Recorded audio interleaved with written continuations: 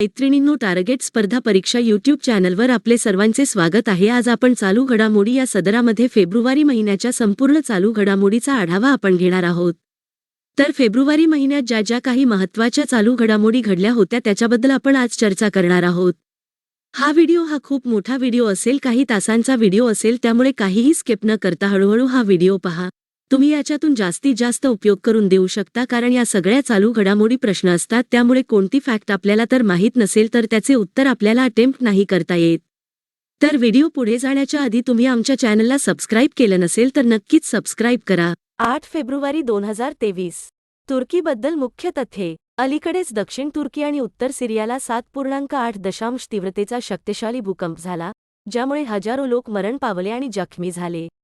तुर्कीबद्दल तुर्की, ज्याला तुर्की देखील म्हणतात, अंशतः आशियामध्ये आणि अंशतः युरोपमध्ये आहे।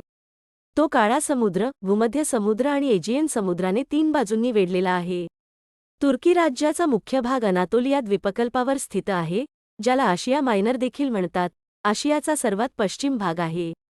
तुर्कीचे क्षेत्रफळ 7,83,562 चौरस किलोमीटर आहे आणि लोकसंख्या 83.2 दशलक्ष आहे। वायव्य तुर्कस्तानमध्ये 2 अरुंद सामुद्रधुनी आहेत, बोस्पोरस, जो काळ्या समुद्राला मार्माराच्या समुद्राशी जोडतो, आणि डार्डनेलेस, जो भूमध्य समुद्राच्या एजियन हाताला मार्माराच्या समुद्राशी जोडतो। राजधानी अंकारा सर्वात मोठे शहर, इस्तंबूल सीमावर्ती देश, पश्चिमेला बल्गेरिया आणि ग्रीसच्या सीमेवर आहेत, पूर्वेला आर्मेनिया, अझरबैजान आणि इराण, ईशान्येला जॉर्जिया, दक्षिणेस सिरिया आणि आग्नेयेला इराक। धर्म 99% अधिक लोकसंख्या मुस्लिम आहे, बहुतेक सुन्नी आहेत। बोलल्या जाणाऱ्या भाषा तुर्की, अधिकृत कुर्दिश आणि अरबी। 8 फेब्रुवारी 2023 मोमेंट मॅग्निट्यूड स्केल काय आहे? सिरियाच्या सीमेजवळ तुर्कीच्या आग्नेय भागात क्षणाच्या तीव्रतेच्या स्केलवर 10 पैकी 7.8 तीव्रतेचा एक अत्यंत मोठा भूकंप झाला। मोमेंट मॅग्निट्यूड स्केलबद्दल, हे लॉगरिदमिक स्केल आहे जे भूकंपाने सोडलेल्या एकूण ऊर्जेचे मोजमाप करते। सर्वात मोठ्या, सर्वात विध्वंसक भूकंपांची, म्हणजे 8 तीव्रतेपेक्षा जास्त तीव्रता विश्वसनीयरित्या मोजण्यासाठी सक्षम हे एकमेव स्केल आहे। हे 1970च्या दशकात जपानी भूकंपशास्त्रज्ञ हिरू कानामोरी आणि अमेरिकन भूकंपशास्त्रज्ञ थॉमस सी. हँक्स यांनी विकसित केले होते। त्याची गणना कशी केली जाते? क्षणाची तीव्रता स्केल भूकंपाच्या एकूण क्षणावर आधारित आहे। क्षण हा दोष हलवलेल्या अंतराचा आणि तो हलविण्यासाठी आवश्यक असलेल्या शक्तीचे उत्पादन आहे। हे एकाहून अधिक स्थानकांवर भूकंपाच्या मॉडेलिक रेकॉर्डिंगवरून घेतले आहे। मोमेंट मॅग्निट्यूड अंदाज लहान ते मोठ्या भूकंपांसाठी रिश्टर तीव्रतेइतकेच असतात, परंतु केवळ क्षणाचा परिमाण स्केल M8, मॅग्निट्यूड 8 वाचा आणि अधिक घटना अचूकपणे मोजण्यास सक्षम आहे। रिश्टर स्केल म्हणजे काय? 1935 मध्ये चार्ल्स एफ. रिक्टर यांनी भूकंपाच्या आकाराची तुलना करण्यासाठी गणिती उपकरण म्हणून याचा शोध लावला होता। रिश्टर स्केलचा वापर भूकंपाची तीव्रता रेट करण्यासाठी केला जातो, म्हणजेच भूकंपाच्या वेळी सोडलेल्या ऊर्जेचे प्रमाण। रिश्टर स्केल हे बेस-10 लॉगरिदमिक स्केल आहे, याचा अर्थ प्रत्येक परिमाणाचा क्रम शेवटच्यापेक्षा 10 पट अधिक गहन आहे। 5 पेक्षा जास्त नसलेल्या प्रादेशिक भूकंपांसाठी हे सर्वात प्रभावी आहे। त्याची गणना कशी केली जाते? रिश्टर स्केलमध्ये भूकंपाच्या स्रोतापासून विशिष्ट अंतरावर सर्वात मोठ्या रेकॉर्ड केलेल्या लहरीचे मोठेपणा, उंची, मोजणे समाविष्ट असते।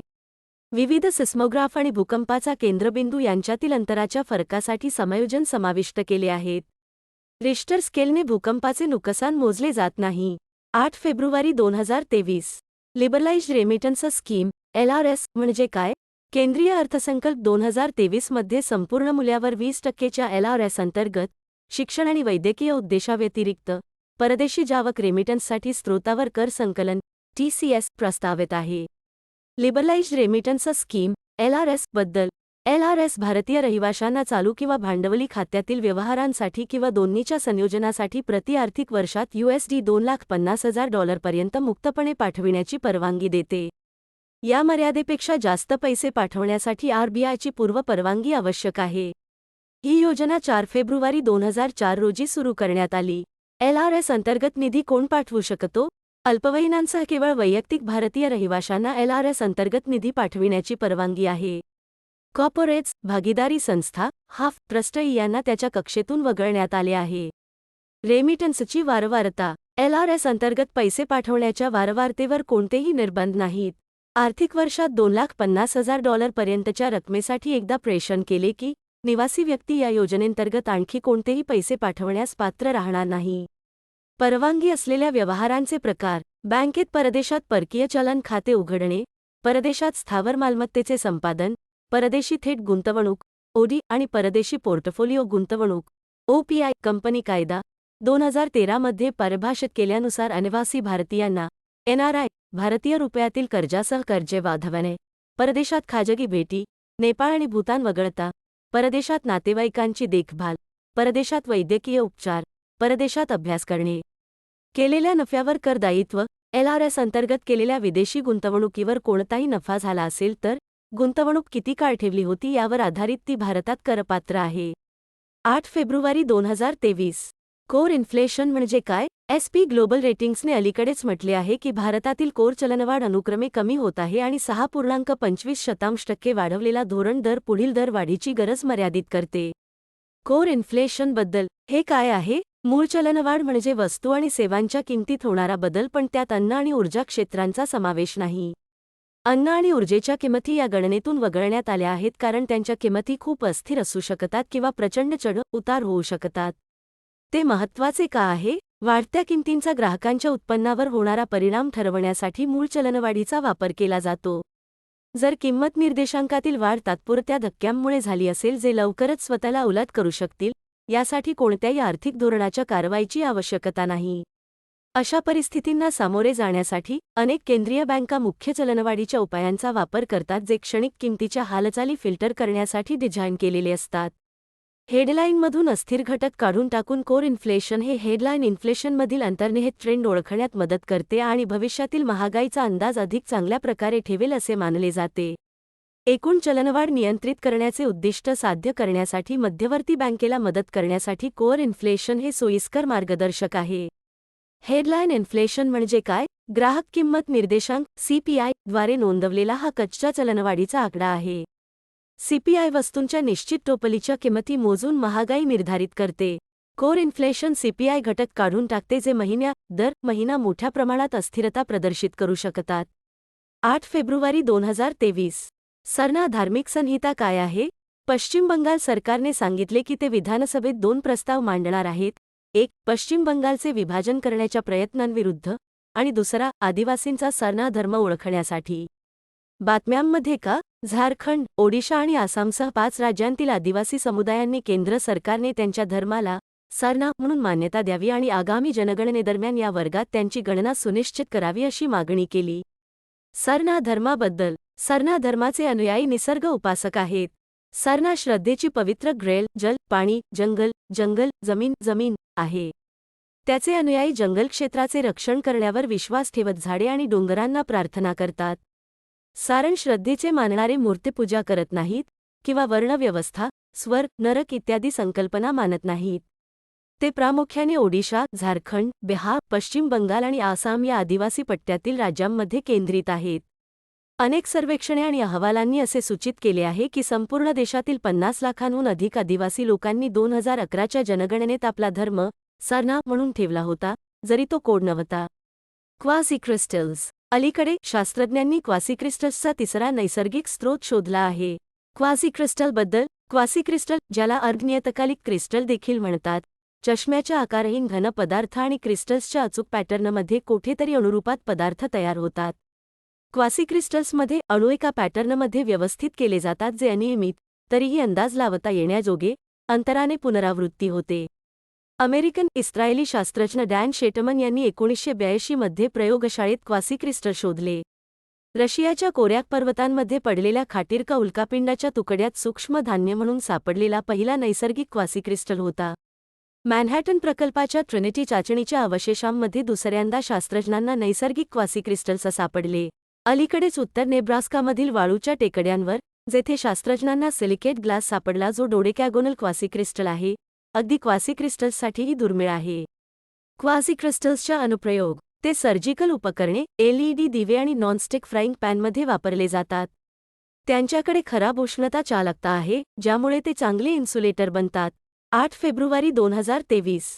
प्राथमिक कृषी पतसंस्था केंद्रीय अर्थसंकल्पात नुकतेच पुढील 5 वर्षांत 63,000 प्राथमिक कृषी पतसंस्था पॅक्सच्या संगणकीकरणासाठी 2,516 कोटी रुपयांची घोषणा करण्यात आली आहे. प्राथमिक कृषी पतसंस्थाबद्दल या ग्रामस्तरीय सहकारी पतसंस्था आहेत ज्या त्रिस्तरीय सहकारी पतसंरचनेत शेवटचा दुवा म्हणून काम करतात. या राज्यस्तरावर राज्य सहकारी बँका SCB यांच्या नेतृत्वाखाली आहेत. SCBSचे क्रेडिट जिल्हा स्तरावर कार्यरत असलेल्या जिल्हा मध्यवर्ती सहकारी बँकांना किंवा DCCBSमध्ये हस्तांतरित केले जाते. या जिल्हा मध्यवर्ती सहकारी बँका पॅक्ससोबत काम करतात, ज्या थेट शेतकऱ्यांशी व्यवहार करतात. वैयक्तिक शेतकरी हे पॅक्सचे सदस्य आहेत आणि त्यांच्यामधून पदाधिकारी निवडले जातात. एका गावात अनेक पॅक्स असू शकतात. पॅक्स अल्प मुदतीच्या कर्जामध्ये गुंतलेले आहेत किंवा ज्याला पीक कर्ज म्हणून ओळखले जाते. पीक चक्राच्या सुरुवातीस शेतकरी त्यांच्या बियाणे, खते इत्यादींच्या गरजा भागवण्यासाठी कर्ज घेतात. बँका हे क्रेडिट 7% व्याजाने वाढवतात, त्यापैकी 3% केंद्राकडून आणि 2% राज्य सरकारकडून अनुदान दिले जाते. प्रभावीपणे शेतकरी केवळ 2% व्याजाने पीक कर्ज घेतात. 8 फेब्रुवारी 2023.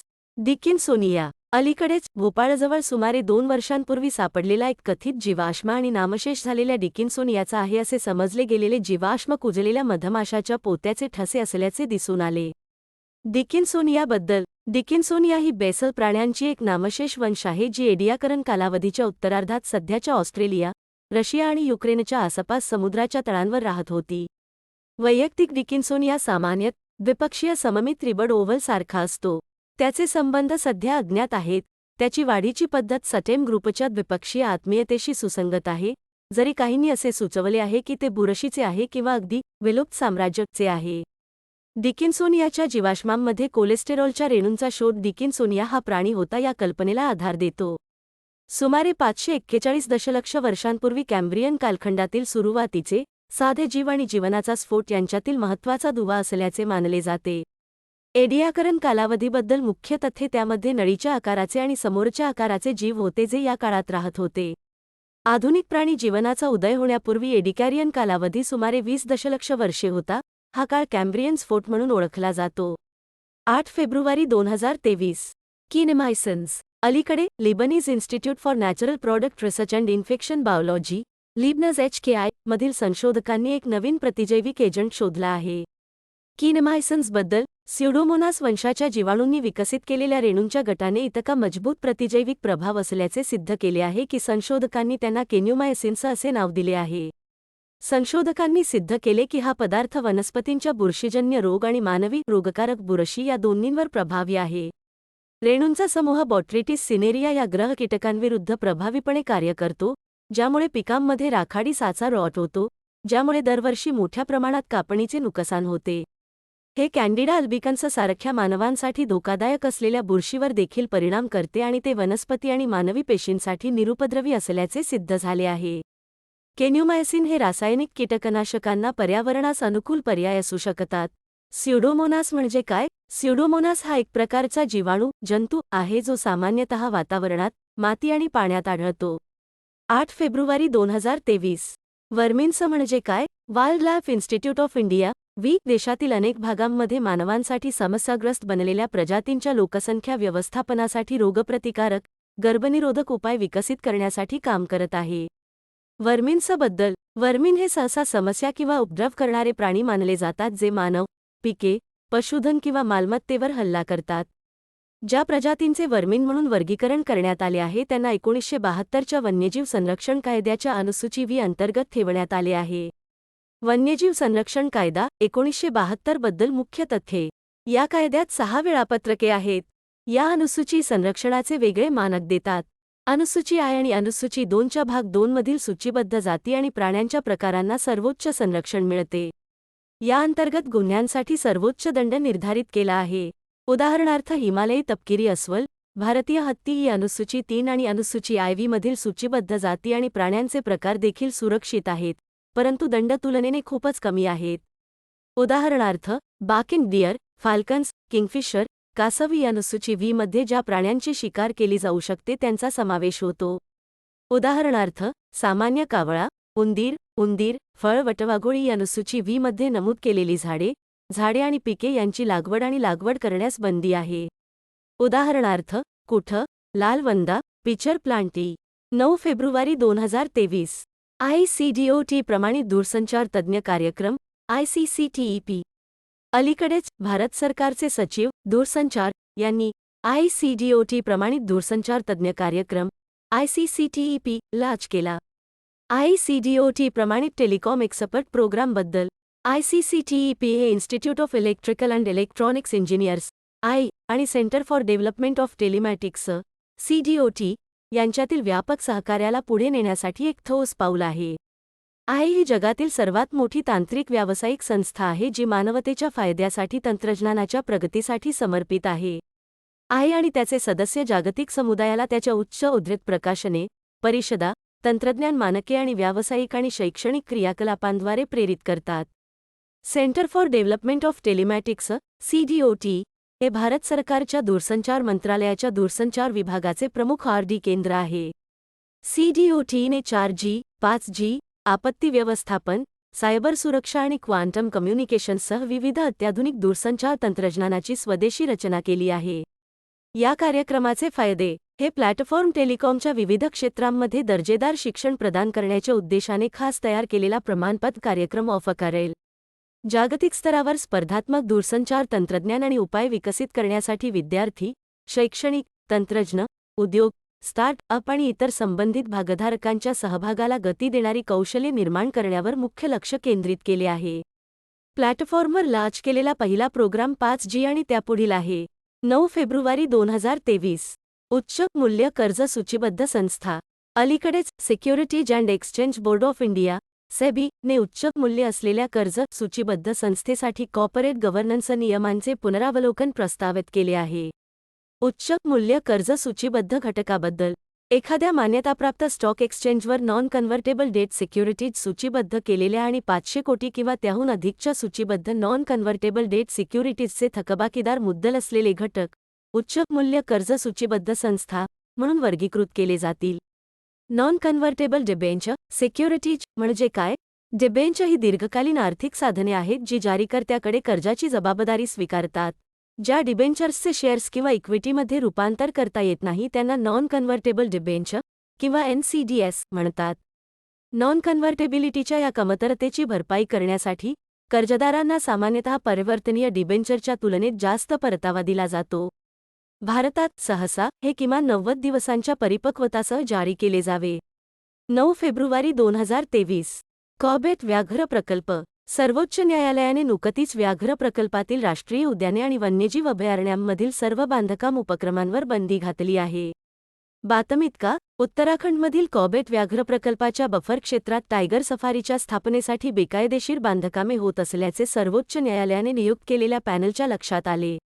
कॉर्बेट टायगर रिझर्व्हबद्दल मुख्य तथ्ये हे उत्तराखंडच्या नैनिताल जिल्ह्यात आहे. या अभयारण्यात पाटली डून खोऱ्याचा समावेश आहे. रामगंगा, सोन नदी, पालैन आणि मांडल आणि कोसी नद्या कॉर्बेटसाठी प्रमुख जलविज्ञान संसाधन बनवतात. राखीव क्षेत्रामध्ये कॉर्बेट राष्ट्रीय उद्यान आहे आणि सोन नदी वन्यजीव अभयारण्य हे त्याच्या बफर क्षेत्राचा भाग आहे. फ्लोरा कॉर्बेटच्या फ्लोरामध्ये योगदान देणारी झाडे सदाहरित साल आणि त्याची एकत्रित झाडे, शीशम आणि कांजू यांचा समावेश आहे. प्राणी वाघ, बिबट्या, हत्ती, हॉग डिअर, ठिपकेदार हरिण, सांबर राष्ट्रीय औद्योगिक कॉरिडॉर विकास आणि अंमलबजावणी ट्रस्ट NICDIT अलीकडेच national industrial corridor development and implementation trust NICDIT अंतर्गत 8 प्रकल्पांना भारत सरकारने मंजुरी दिली आहे. NICDIT बद्दल NICDIT ही राष्ट्रीय औद्योगिक कॉरिडॉर कार्यक्रमाची अंमलबजावणी करणारी संस्था आहे. राष्ट्रीय औद्योगिक कॉरिडॉर कार्यक्रमाचा भाग म्हणून भारत सरकार विविध औद्योगिक कॉरिडॉर प्रकल्प विकसित करत आहे. इंडस्ट्रियल कॉरिडॉर केंद्र आणि राज्य सरकार यांच्यातील संयुक्त उपक्रम म्हणून कंपनी कायदा 2013 अंतर्गत स्थापन केलेल्या कंपनीच्या स्वरूपात विशेष उद्देश वाहन SPV द्वारे कार्यान्वित करण्याची कल्पना आहे. 2016 मध्ये सरकारने विद्यमान DMIC project implementation trust fund PITF च्या व्याप्तीच्या विस्तारास मान्यता दिली आणि NICDIT म्हणून त्याची पुनर्नियुक्ती केली. नोडल मंत्रालय वाणिज्य आणि उद्योग मंत्रालयाच्या उद्योग आणि अंतर्गत व्यापाराच्या DPIIT संवर्धन विभागाच्या प्रशासकीय नियंत्रणाखाली. 9 फेब्रुवारी 2023 बायो हायब्रिड रोबोट अलीकडे तेल अवीव विद्यापीठातील शास्त्रज्ञांनी बायो हायब्रिड रोबोट विकसित केला आहे. बातमीत का टोळांच्या अँटेना वापरणाऱ्या जैविक सेन्सरने सुसज्ज असलेला नवीन स्निफिंग रोबोट रोगाचे निदान करण्यात आणि सुरक्षा तपासणी सुधारण्यास मदत करू शकतो. रोगाचे निदान करण्यासाठी आणि सुरक्षा तपासणी सुधारण्यासाठी रोबोट टोळाच्या अँटेनाचा वापर करतो. टोळांना त्यांच्या अँटेनाने वास येतो. संगणकाची सुगंध शोधण्याची क्षमता सुधारण्यासाठी वैज्ञानिक टोळाच्या अँटेनाचा वापर करतील. बायो हायब्रिड रोबोटबद्दल मुख्य तथ्ये. बायो हायब्रिड रोबोट्स असे आहेत जे जैविक आणि कृत्रिम घटक एकत्र करतात, जसे की इलेक्ट्रॉनिक्स आणि मेकॅनिक्स. जैविक घटकांचा वापर केल्याने निपुणता, अनुकूलता आणि ऊर्जा कार्यक्षमता यासारखे फायदे मिळू शकतात. यांत्रिक प्रणालींमध्ये ही पुनर्निर्मित जैविक कार्ये जैविक रचनांची अधिक चांगली समज देतील. 9 फेब्रुवारी 2023. हित्ती कोण आहेत? ज्युनिपर लाकडाचा अभ्यास करून कॉर्नेल युनिव्हर्सिटी आणि सायप्रस इन्स्टिट्यूटच्या संशोधकांना असे आढळून आले की दुष्काळाच्या मालिकेमुळे हिटाईट साम्राज्याचा नाश झाला असावा. हित्तींबद्दल. हित्ती प्राचीन इंडो युरोपियन लोकांचे सदस्य होते जे अनातोलिया, आशिया मायनर, आधुनिक तुर्की म्हणून देखील ओळखले जाते, दुसरा सहस्राब्दी बीसीईच्या सुरुवातीस दिसून आले. हित्ती भाषा ही इंडो युरोपियन भाषा कुटुंबातील अनाटोलियन शाखेची सदस्य होती. हिटाईट अर्थव्यवस्था शेतीवर आधारित होती. मुख्य पिके एमर, गहू आणि बार्ली होती. जरी त्यांची सभ्यता कांस्य युगात भरभराट झाली असली तरी हित्ती लोक लोहयुगाचे अग्रदूत होते आणि 14व्या शतकाच्या पूर्वार्धापासून ते लोखंडी कलाकृती तयार करत होते. हित्ती लोक त्यांच्या रथ बांधण्याच्या आणि वापरण्याच्या कौशल्यासाठी प्रसिद्ध होते. हिटाईट साम्राज्य 1400 ते 1200 बीसीई दरम्यान हित्ती लोकांनी प्राचीन मध्य पूर्वेतील एक महान साम्राज्य स्थापन केले. 1400 ते 1200 ईसापूर्व पश्चिम आशियातील हित्ती साम्राज्य, ज्याची राजधानी बोगासकोय हट्टुसास देखील म्हटले जाते, येथे होती. हित्ती राज्याचा प्रमुख राजा होता, परंतु इतर अधिकारी सरकारच्या विविध शाखांवर स्वतंत्र अधिकार वापरत असत. नंतर 1180 बीसीई कांस्य युगाच्या पतनादरम्यान साम्राज्याचा अंत झाला आणि अनेक स्वतंत्र निओ हिटाईट शहर राज्यांमध्ये विभागले गेले, त्यापैकी काही 8व्या शतक बीसीईपर्यंत टिकून राहिले. 9 फेब्रुवारी 2023. Quick reaction surface to air missile QRSAM म्हणजे काय? संरक्षण संशोधन आणि विकास संस्था DRDO द्वारे विकसित करण्यात येत असलेल्या स्वदेशी quick reaction surface to air missile QRSAM ची लष्कराने सुचविलेल्या काही बदलांसह पुन्हा चाचणी केली जाणार आहे. Quick reaction surface to air missile QRSAM बद्दल. QRSAM ही एक लहान पल्ल्याची पृष्ठभाग ते हवाई क्षेपणास्त्र प्रणाली आहे जी हलत्या आर्मर्ड स्तंभांना हवाई हल्ल्यांपासून संरक्षित करण्यासाठी डिझाईन केलेली आहे. हे संरक्षण संशोधन आणि विकास संस्था DRDO ने डिझाईन आणि विकसित केले आहे. संपूर्ण शस्त्र प्रणाली अत्यंत मोबाईल प्लॅटफॉर्मवर कॉन्फिगर केलेली आहे आणि चालताना हवाई संरक्षण प्रदान करण्यास सक्षम आहे. श्रेणी 30 किलोमीटर. हे सिंगल स्टेज सॉलिड रॉकेट मोटरद्वारे चालवले जाते. हे एकाच वेळी 6 लक्ष्यांना व्यस्त ठेवू शकते. 9 फेब्रुवारी 2023. क्वाओर. खगोलशास्त्रज्ञांनी अलीकडेच सूर्यमालेच्या बाहेरील भागात क्वाओर नावाच्या प्लुटो आकाराच्या बटू ग्रहाभोवती एक वलय पाहिले आहे. क्वाओर बद्दल मुख्य तथ्ये. क्वाओर हा एक बटू ग्रह आहे जो सूर्यमालेच्या काठावर कुइपर बेल्टमध्ये स्थित आहे. हे सुमारे 697 मैल रुंद 1121 किलोमीटर आहे. तो पृथ्वीच्या व्यासाचा 1/12वा भाग, चंद्राच्या व्यासाच्या 1/3 आणि प्लुटोच्या अर्धा आकाराचा आहे. क्वाओर सर्व ज्ञात लघुग्रहांच्या एकत्रित आकारापेक्षा जास्त आहे. क्वाओरचा स्वतःचा चंद्र आहे, 100 मैल रुंद 160 किलोमीटर वेव्होट. त्याची पृष्ठभाग मध्यम लाल आहे आणि खडकात मिसळलेल्या कमी घनतेच्या बर्फाने बनलेली आहे. साधारण गोलाकार कक्षेत सूर्याभोवती एकदा फिरण्यासाठी क्वाओरला 288 वर्षे लागतात. कुइपर बेल्ट म्हणजे काय? कुइपर बेल्ट, ज्याला एजवर्थ कुइपर बेल्ट देखील म्हणतात, हे लहान बर्फाळ पिंडांचे एक सपाट वलय आहे जे नेपच्यून ग्रहाच्या कक्षेच्या पलीकडे सूर्याभोवती फिरते. या पट्ट्यामध्ये लाखो बर्फाळ वस्तू आहेत, ज्यांना एकत्रितपणे कुइपर बेल्ट ऑब्जेक्ट्स KBOS किंवा ट्रान्सअप नेपच्यूनियन ऑब्जेक्ट्स TNOS म्हणून संबोधले जाते. कुइपर बेल्ट हा सौरमालेच्या सुरुवातीच्या इतिहासातील उरलेला प्रदेश आहे. हे बहुतेक निरीक्षण केलेल्या अल्प कालावधीच्या धूमकेतूंचे स्रोत असल्याचे मानले जाते, विशेषतः जे 20 वर्षांपेक्षा कमी कालावधीत सूर्याभोवती फिरतात. 9 फेब्रुवारी 2023. विकास इंजिन म्हणजे काय? Indian Space Research Organisation ISRO ने विकास त्याच्या वर्कहॉर्स लॉन्च व्हेकल इंजिनच्या थ्रॉटलिंगची यशस्वी चाचणी केली आहे. विकास इंजिनबद्दल. विकास विक्रम अंबालाल साराभाईचे संक्षिप्त रूप. इंजिन हे 1970च्या दशकात इस्रोच्या लिक्विड प्रोपल्शन सिस्टम सेंटरद्वारे संकल्पना आणि डिझाईन केलेले द्रव इंधन असलेल्या रॉकेट इंजिनचे एक कुटुंब आहे. सुरुवातीच्या उत्पादनांमध्ये आयात केलेले फ्रेंच घटक समाविष्ट होते, जे नंतर देशांतर्गत उत्पादित समकक्षांनी बदलले. ही इंजिने इस्रोच्या polar satellite launch vehicle (PSLV) आणि geosynchronous satellite launch vehicle (GSLV) सिरीजच्या एक्सपेंडेबल लॉन्च व्हेइकलसाठी तैनात आहेत. PSLV, GSLV मार्क I आणि II साठी विकास इंजिनचा इंधनभार 40 टन आणि GSLV मार्क III साठी 55 टन आहे. Liquid propulsion system centre LPSC. LPSC हे इस्रो अंतर्गत कार्यरत संशोधन आणि विकास केंद्र आहे. इस्रोच्या लॉन्च व्हेइकलसाठी डिझाईन, डेव्हलपमेंट आणि लिक्विड प्रोपल्शन टप्पे साकारण्याचे हे केंद्र आहे. LPSC उपक्रम आणि सुविधा त्याच्या 2 कॅम्प्समध्ये पसरल्या आहेत: LPSC, वालीमाला, तिरुवनंतपुरम आणि LPSC, बेंगळुरू, कर्नाटक. 9 फेब्रुवारी 2023. स्काय UTM म्हणजे काय? केंद्रीय रस्ते वाहतूक आणि महामार्ग मंत्री यांनी अलीकडेच स्काय UTM, मानवरहित वाहतूक व्यवस्थापन, चे अनावरण केले, ज्याला जगातील सर्वात अत्याधुनिक मानवरहित वाहतूक व्यवस्थापन प्रणाली म्हणून ओळखले जाते. स्काय UTM बद्दल हे काय आहे? ही एक क्लाउड आधारित एरियल ट्रॅफिक मॅनेजमेंट सिस्टीम आहे जी मानवरहित हवाई वाहतूक, मानवयुक्त विमान वाहतूक हवाई क्षेत्रासह एकत्रित करते. उद्देश: हे सर्व ड्रोन, इतर एरियल मोबिलिटी ऑपरेटर्सना संपूर्ण हवाई क्षेत्रात परिस्थितीजन्य जागरूकता, स्वायत्त नेव्हिगेशन, जोखीम मूल्यांकन आणि वाहतूक व्यवस्थापन प्रदान करण्यासाठी तयार केले गेले आहे. ऑपरेशन: हे मानवरहित एरियल व्हेइकल UAV हालचालींचे 255 अधिकपेक्षा जास्त पॅरामीटर्स कॅप्चर करते आणि त्यांच्या ब्लॅक बॉक्स मध्ये संग्रहित करते. संपूर्ण फ्लाईटचे प्रकाशित पद्धतशीर वर्णन. प्लॅटफॉर्म ड्रोन एअरस्पेसचे पहिले 3 डायमेन्शनल व्ह्यू ऑफर करतो. ऑपरेशन्स आणि रेग्युलेशन मॅपिंग सर्व्हरसह जे नवीनतम एअरस्पेस स्टेटस, सत्यापित पथ आणि रिअल टाइम UAV हालचाली प्रदर्शित करतात. हे सर्व प्रकारच्या ड्रोनशी कनेक्ट आणि संप्रेषण करते, सर्वे ड्रोन ते डिलिव्हरी ड्रोन ते एरियल टॅक्सीपर्यंत. ते ताशी 4000 पेक्षा जास्त उड्डाणे हाताळू शकते. प्लॅटफॉर्म एअर ट्रॅफिक कंट्रोलर्स आणि इतर नियामक प्राधिकरणांना नियामक प्रवेश प्रदान करते, ज्यामुळे त्यांना रिअल टाइम ड्रोन रहदारीची माहिती, पायलट माहिती आणि मूल्यांकन आणि समन्वयासाठी इतर आवश्यक डेटा मिळू शकतो. 10 फेब्रुवारी 2023. क्वाड सायबर चॅलेंज काय आहे? क्वाडने अलीकडेच त्यांच्या राष्ट्रांमध्ये सायबर सुरक्षा सुधारण्यासाठी क्वाड सायबर चॅलेंज ही सार्वजनिक मोहीम सुरू केली आहे.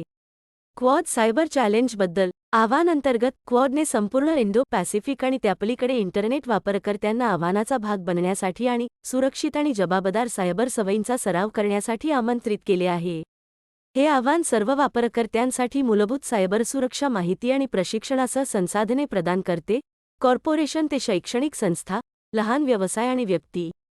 भारतातील कारवाईचे राष्ट्रीय सायबर समन्वयक कार्यालय राष्ट्रीय सुरक्षा परिषद सचिवालयासोबत समन्वय साधत आहे.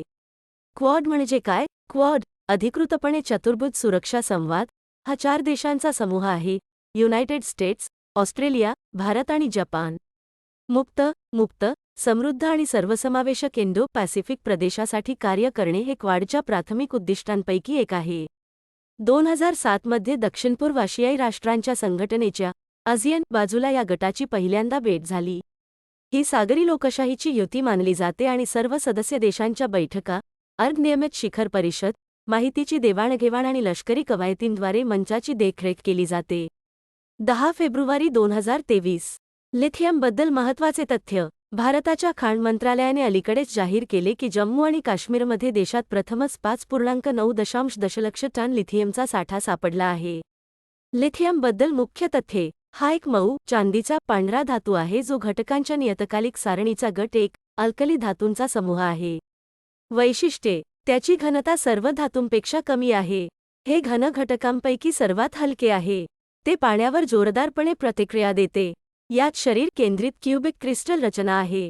घटना. लिथियम हा धातू म्हणून निसर्गात आढळत नाही परंतु आग्नेय खडकांमध्ये थोड्या प्रमाणात एकत्रितपणे आढळतो. लिथियम ब्राइन डिपॉझिटमध्ये आणि खनिज स्प्रिंग्समध्ये क्षार म्हणून आढळते.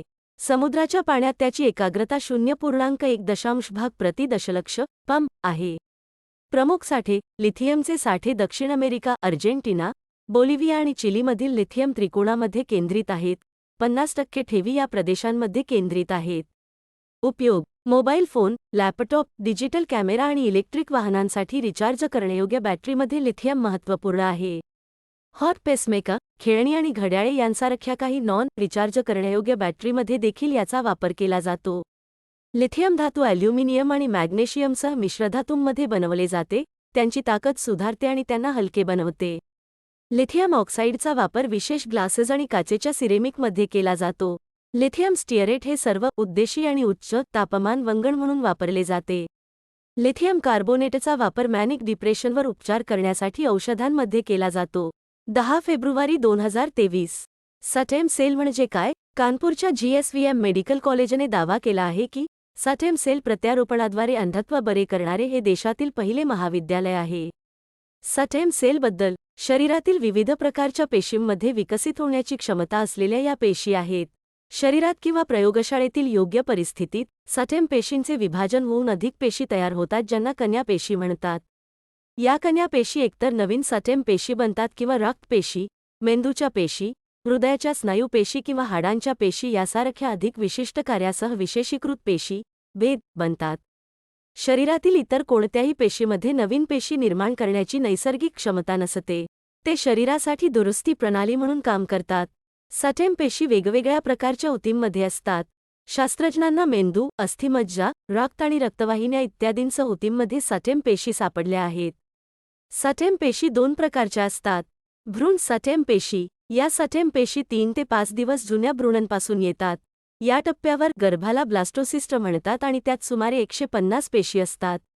हे प्लुरिपोटेंट सटेम पेशी आहेत, म्हणजे ते अधिक सटेम पेशींमध्ये विभागू शकतात किंवा शरीरातील कोणत्याही प्रकारच्या पेशी बनू शकतात. या अष्टपैलुत्वामुळे भ्रूण सटेम पेशींचा वापर रोगग्रस्त ऊती आणि अवयव पुनर्जन्म किंवा दुरुस्त करण्यासाठी केला जाऊ शकतो. प्रौढ सटेम पेशी. या सटेम पेशी अस्थिमज्जा किंवा चरबीसारख्या बहुतेक प्रौढ ऊतकांमध्ये कमी प्रमाणात आढळतात. भ्रूण सटेम पेशींच्या तुलनेत प्रौढ सटेम पेशींमध्ये शरीराच्या विविध पेशींना जन्म देण्याची क्षमता अधिक मर्यादित असते. प्रेरित प्लुरिपोटेंट सटेम सेल्स म्हणजे काय? हे प्रौढ सटेम पेशी आहेत जे प्रयोगशाळेत बदलून भ्रूण सटेम पेशींसारखे बनले आहेत. या पेशी भ्रूण सटेम पेशींप्रमाणेच वागतात, त्यामुळे ते उपचारांच्या श्रेणी विकसित करण्यासाठी उपयुक्त ठरू शकतात.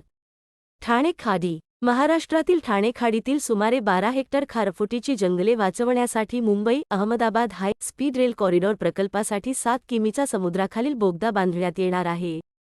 ठाणे खाडीबद्दल. हे अरबी समुद्राच्या किनाऱ्यालगतचे एक इनलेट आहे जे मुंबई शहराला भारतीय मुख्य भूमीपासून वेगळे करते.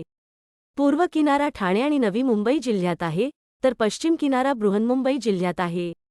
ही आशियातील सर्वात मोठी खाडी आहे, तिची लांबी 26 किलोमीटर आहे.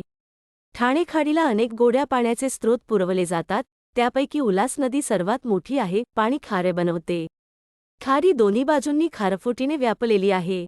ठाणे खाडी हे पाणपक्ष्यांसाठी हिवाळ्यातील अत्यंत महत्त्वाचे ठिकाण आहे.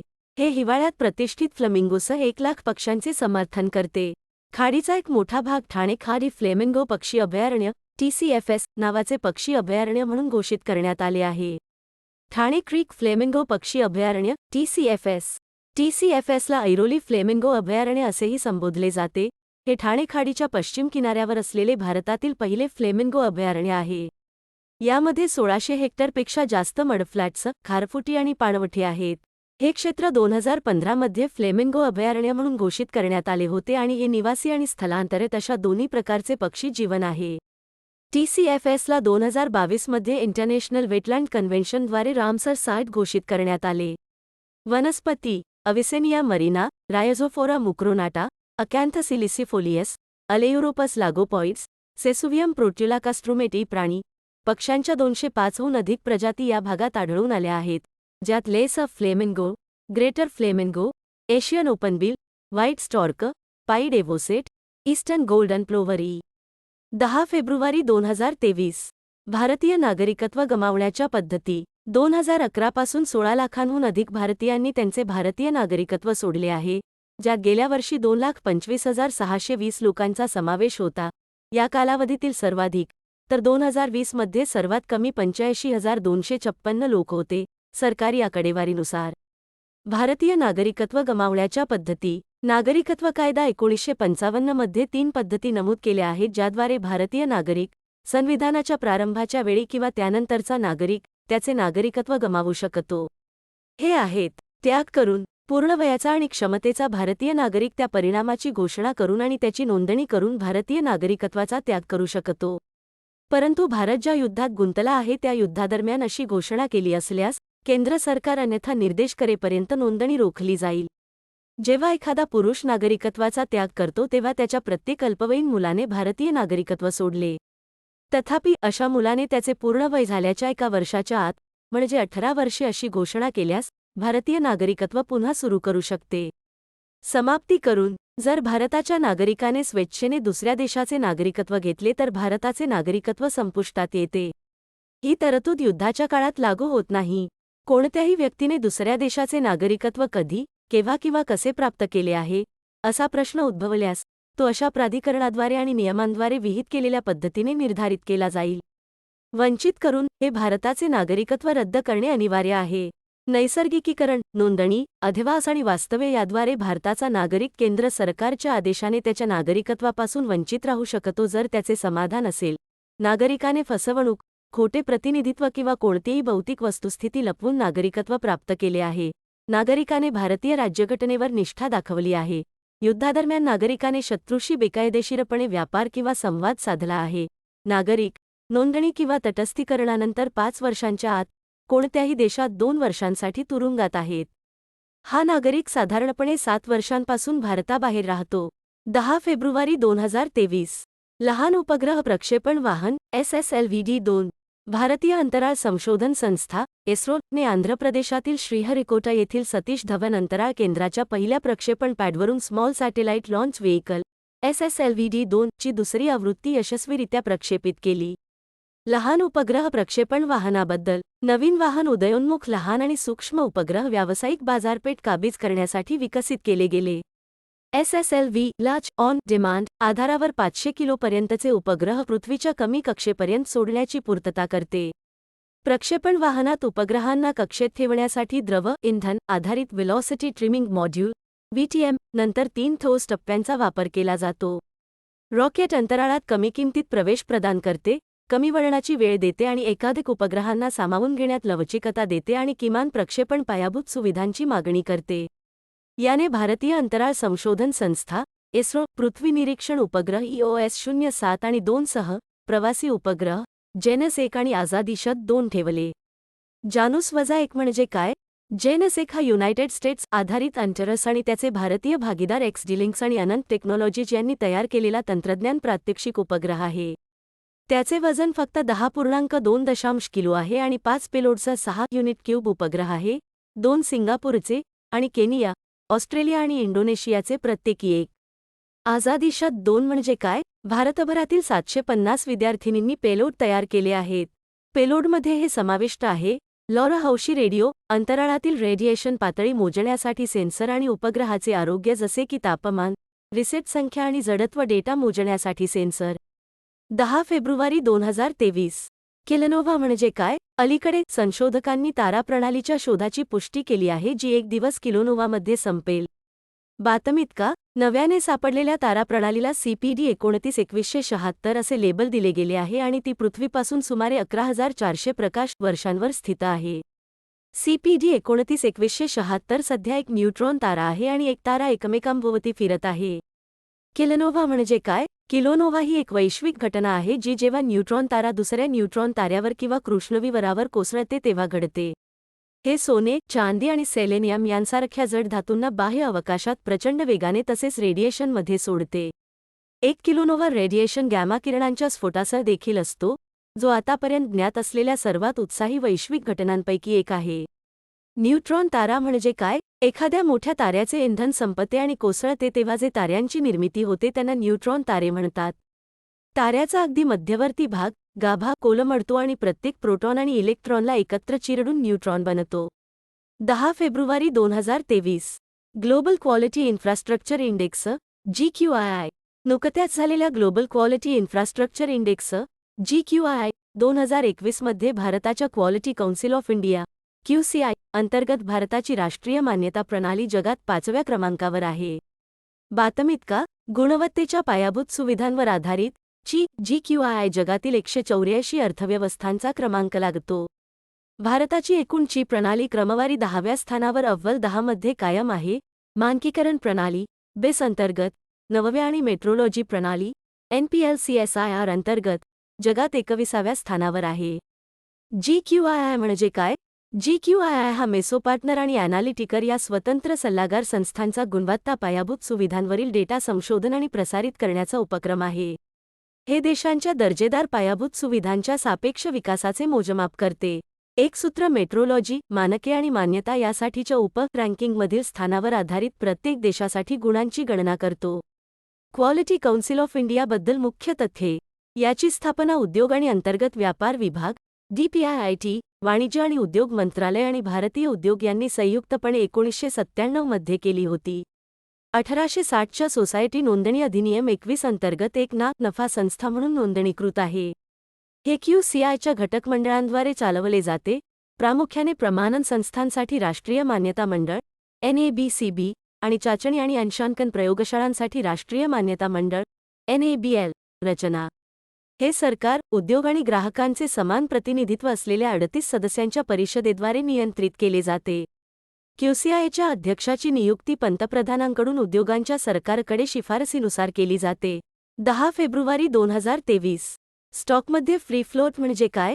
अलीकडे इंडेक्स प्रदाता MSCIने सांगितले की त्यांनी भारताच्या अदानी समूहाच्या 4 सिक्युरिटीजच्या फ्री फ्लोट पदनामांमध्ये कपात केली आहे. फ्री फ्लोटबद्दल. फ्री फ्लोटला पब्लिक फ्लोट म्हणूनही ओळखले जाते, जे एखाद्या कंपनीच्या शेअर्सचा संदर्भ देते जे सार्वजनिकरित्या व्यवहार केले जाऊ शकतात आणि प्रतिबंधित नाहीत. यात सामान्यत प्रवर्तकांचे होल्डिंग, सरकारी स्ट्रॅटेजिक होल्डिंग आणि इतर लॉक-इन शेअर्स वगळले जातात, जे सामान्यपणे व्यापारासाठी बाजारात येणार नाहीत. फ्री फ्लोट बरोबर उत्कृष्ट शेअर्स, प्रतिबंधित शेअर्स, जवळचे शेअर्स, थकबाकीदार समभाग कंपनीच्या सर्व भागधारकांकडे असलेल्या समभागांच्या संख्येचा संदर्भ देतात. प्रतिबंधित शेअर्स हे शेअर्सचा संदर्भ घेतात जे काही अटी पूर्ण होईपर्यंत हस्तांतरणीय नसतात. प्रतिबंधित शेअर्स सामान्यतः कॉर्पोरेट व्यवस्थापनाकडे असतात, जसे की कार्यकारी आणि संचालक. क्लोजली होल्ड शेअर्स हे शेअर्सचा संदर्भ देतात जे सामान्यत दीर्घकालीन आधारावर ठेवल्या जातात. उदाहरणांमध्ये प्रमुख दीर्घकालीन भागधारक आणि आतल्यांचा समावेश आहे. फ्री फ्लोट मेथडॉलॉजीचा वापर बाजारातील हालचाली आणि बाजारात व्यापारासाठी सक्रियपणे उपलब्ध असलेल्या स्टॉकचे अधिक अचूक प्रतिबिंब प्रदान करण्यासाठी केला जातो. फ्री फ्लोट पद्धतीचा अवलंब जगातील अनेक प्रमुख निर्देशांकांनी केला आहे. MSCI निर्देशांकांमध्ये सिक्युरिटीजचे वजन मोजण्यासाठी प्रत्येक सिक्युरिटीसाठी फ्री फ्लोट समायोजित मार्केट कॅपिटलायझेशनची गणना करते. ब्रू जमाती. एप्रिल 2021 मध्ये पुनर्वसन प्रक्रिया सुरू झाल्यापासून मिझोराममधून विस्थापित झालेल्या 14,000हून अधिक ब्रूसची त्रिपुरामध्ये मतदानासाठी नोंदणी करण्यात आली आहे. ब्रू जमातीबद्दल. ब्रू किंवा रेयांग हा ईशान्येकडील स्थानिक समुदाय आहे, जो मुख्यतः त्रिपुरा, मिझोराम आणि आसाममध्ये राहतो. त्रिपुरामध्ये त्यांना विशेषतः असुरक्षित आदिवासी गट म्हणून ओळखले जाते. ते इंडो-मंगोलॉइड वांशिक स्टॉकशी संबंधित आहेत. तिबेटो-बर्मन कुटुंबातील ऑस्ट्रो-आशियाई गटांशी त्यांच्या भाषांचे आत्मीयता आहे. वांशिकदृष्ट्या ते मेस्का आणि मोलसोई या 2 प्रमुख कुळांमध्ये विभागले गेले आहेत. त्यांची भाषा कौब्रू म्हणून ओळखली जाते, ज्याचा कुकी भाषेवर टोनल प्रभाव पडतो, जरी ती कोक-बोरोक बोली आहे. व्यवसाय. ते अजूनही भटक्या जमाती आहेत आणि त्यांच्यातील मोठ्या संख्येने हिलटॉप झूम लागवड आणि इतर अन्न गोळा करण्याच्या क्रियाकलापांचा समावेश करून त्यांची उपजीविका चालवतात. ते आत्मे आणि आत्म्याच्या अस्तित्वावर विश्वास ठेवतात. धर्मानुसार ते हिंदू आहेत आणि त्यांच्या बहुतेक देवता हिंदू धर्मातील देवदेवतांच्या समान आहेत. रेयांगाममध्ये वैष्णव धर्माचे अनुयायी मोठ्या संख्येने आढळतात. हा आदिवासी समाज पारंपरिकपणे आंतरविवाहित आहे आणि त्यांच्या समुदायाबाहेर लग्न करत नाही. राय म्हणून ओळखले जाणारे ग्रामपरिषद प्रमुख घटस्फोट आणि विधवा विवाहास परवानगी देतात. 11 फेब्रुवारी 2023. AZADISAT-2 म्हणजे काय? इस्रोचे छोटे उपग्रह प्रक्षेपण वाहन SSLV-D2 EOS-07, जेनस 1 आणि AZADISAT-2 उपग्रहांचे श्रीहरिकोटा येथील सतीश धवन अंतराळ केंद्रातून यशस्वी प्रक्षेपण करण्यात आले. AZADISAT-2 बद्दल. संपूर्ण भारतातील सुमारे 750 विद्यार्थिनींनी ते विकसित केले आहे. चेन्नई आधारित स्टार्टअप स्पेसकिड्स इंडियाने तयार केलेल्या उपग्रहाच्या डिझाईन आणि बांधकामात त्यांनी योगदान दिले. मुलींना ऑनलाईन आणि काही प्रकरणांमध्ये वैयक्तिकरित्या प्रशिक्षण मिळाले. या मुलींना प्रयोगाचे साहित्य पाठवून ते कसे वापरायचे याचे मार्गदर्शन करण्यात आले.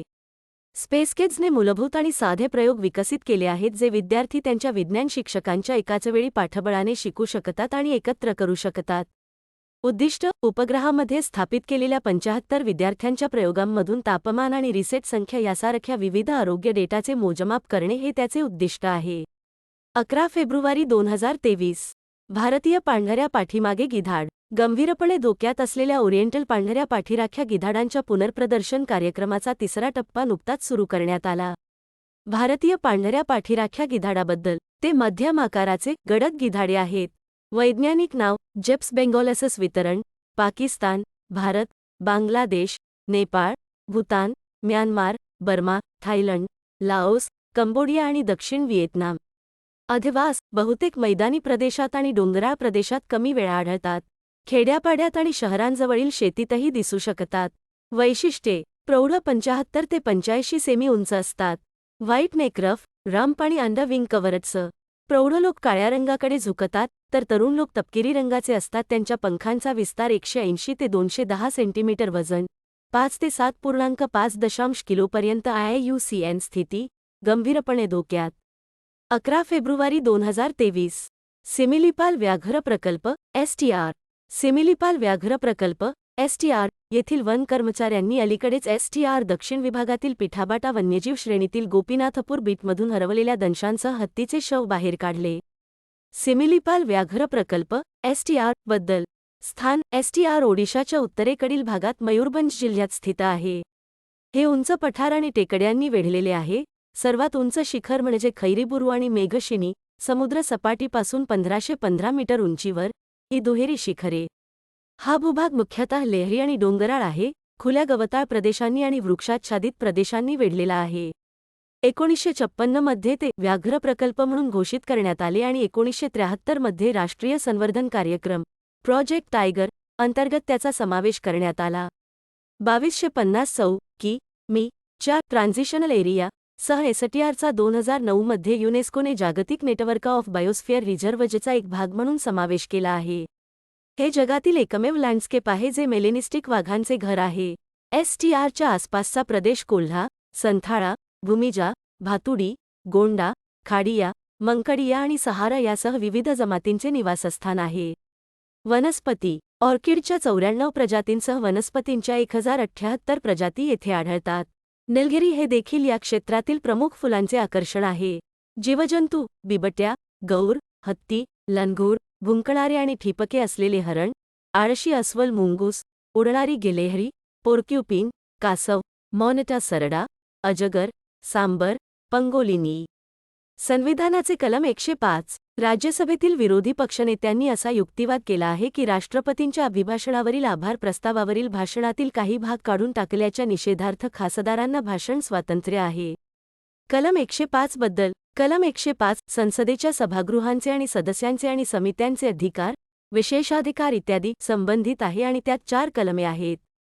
हे आहेत संसदेत या संविधानाच्या तरतुदी आणि त्याचे वर्तन नियंत्रित करणारे नियम आणि स्थायी आदेशांच्या अधीन राहून भाषण स्वातंत्र्याची हमी दिली जाते.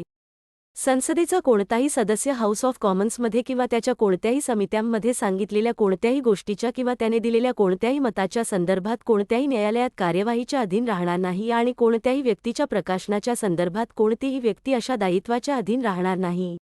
अहवाल, कागद, मते किंवा संसदेच्या कोणत्याही सभागृहाच्या अधिकाराखाली किंवा कार्यवाही.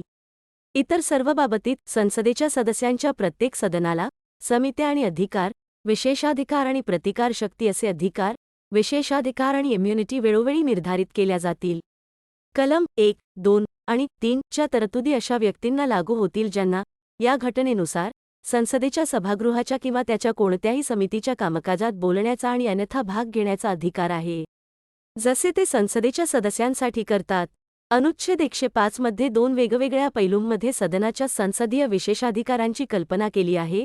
सामूहिक विशेषाधिकार, विविध विशेषाधिकार जसे की अंतर्गत स्वायत्ता, विशेषाधिकारांचे उल्लंघन झाल्यास अवमानासाठी शिक्षा करण्याची शक्ती आणि अनोळखी व्यक्तींकडून बाह्य हस्तक्षेप, वादविवादांमध्ये भाषण स्वातंत्र्य आणि लोकांसाठी सदस्यांचे सामूहिक मत व्यक्त करणारे ठराव पारित करणे, व्याज, नियम बनविण्याचे अधिकार इत्यादींचा एकत्रितपणे सदनालाच उपभोग घेता येईल. वैयक्तिक विशेषाधिकार, दिवाणी कामकाजात दोन्ही सभागृहातील सदस्यांच्या अटकेपासून संरक्षण, भाषण आणि अभिव्यक्ती स्वातंत्र्य हे संविधानाद्वारे प्रत्येक नागरिकाला मूलभूत अधिकार म्हणून हमी देण्यापेक्षा अधिक व्यापक स्वरूपात प्रदान करणे इत्यादी विशेषाधिकारांचा आनंद घेता येतो. दोन्ही सभागृहांच्या वैयक्तिक सदस्यांद्वारे 11 फेब्रुवारी 2023 1,99,145 2005 YY 128 काय आहे? नासामधील तज्ज्ञ 1,99,145 2005 YY 128 नावाच्या महाकाय लघुग्रहाचा मागोवा घेत आहेत जो पृथ्वीच्या कक्षेत प्रवेश करण्यास काही दिवस दूर आहे. 1,99,145 2005 YY 128 एक लघुग्रह आहे ज्याची कक्षा पृथ्वीच्या कक्षा ओलांडते. ते लंबवर्तुळाकार कक्षेत दर 774 दिवसांनी 2.12 वर्षे सूर्याभोवती फिरते.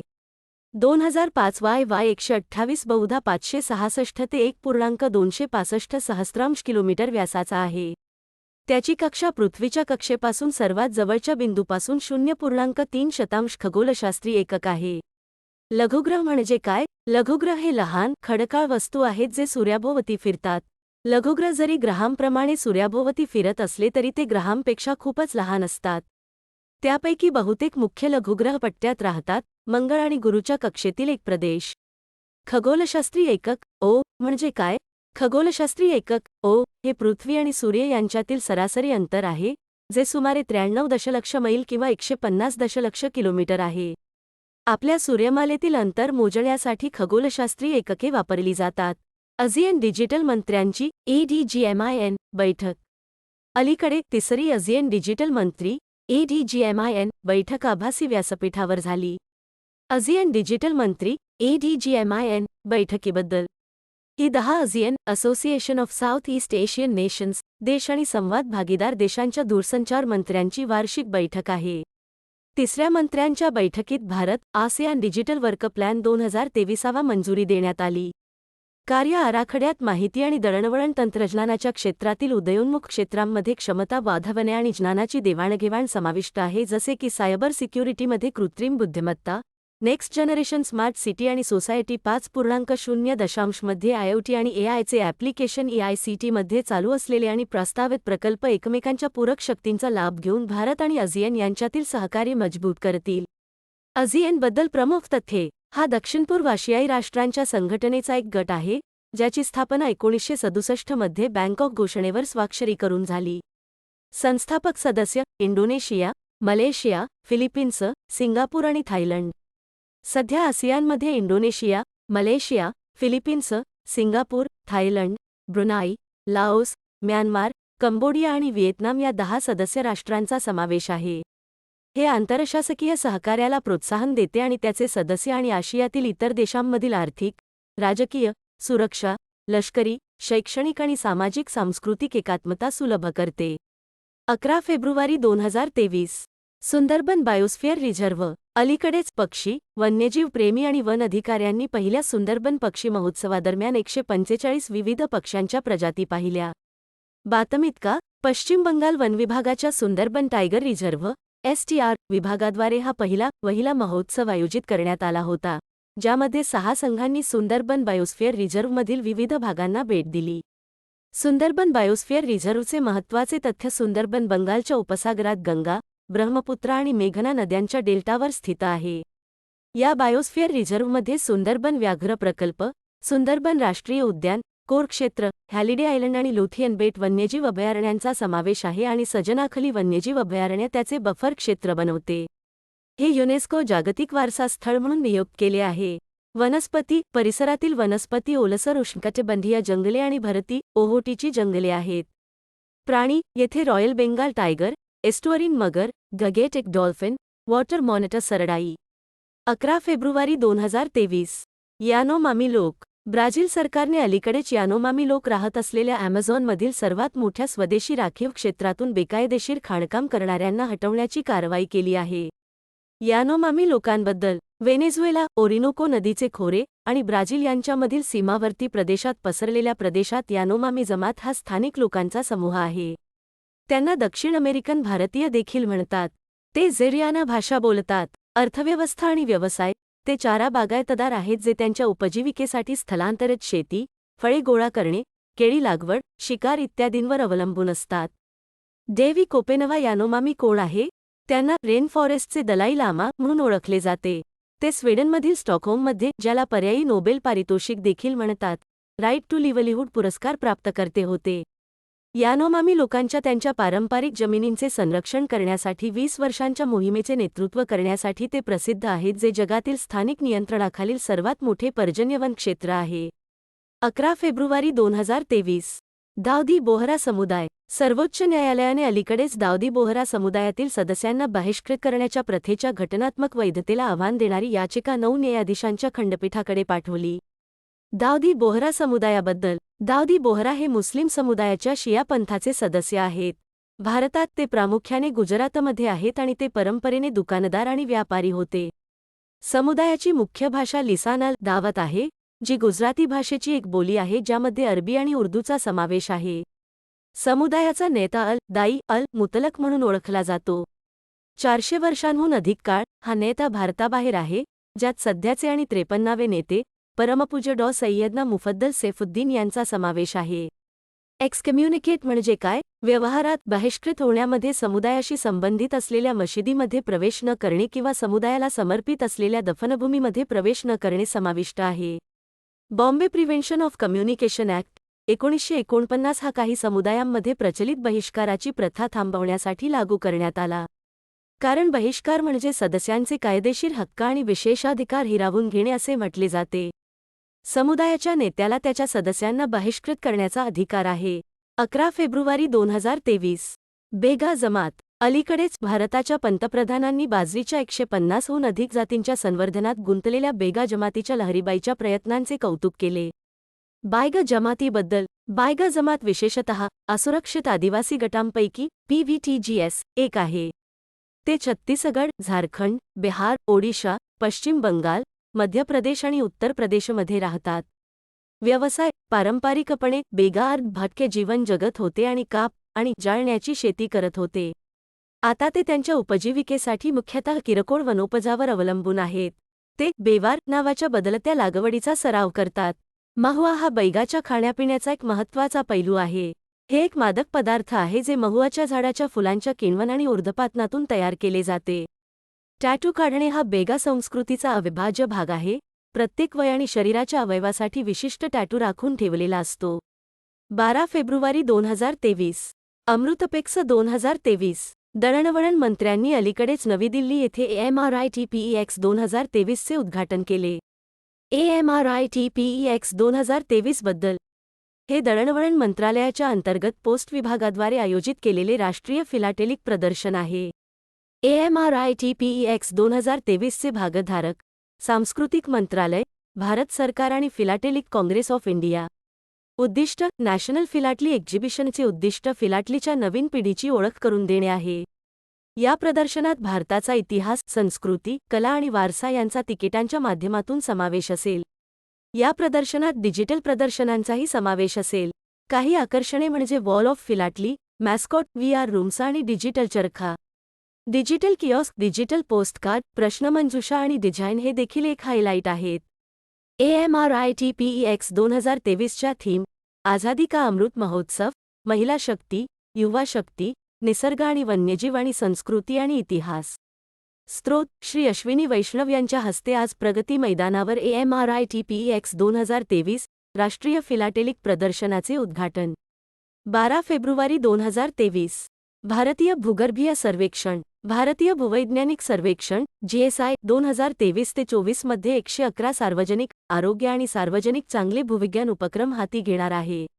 भारतीय भूवैज्ञानिक सर्वेक्षण बद्दल. त्याची स्थापना 1851 मध्ये प्रामुख्याने रेल्वेसाठी कोळशाचे साठे शोधण्यासाठी करण्यात आली होती.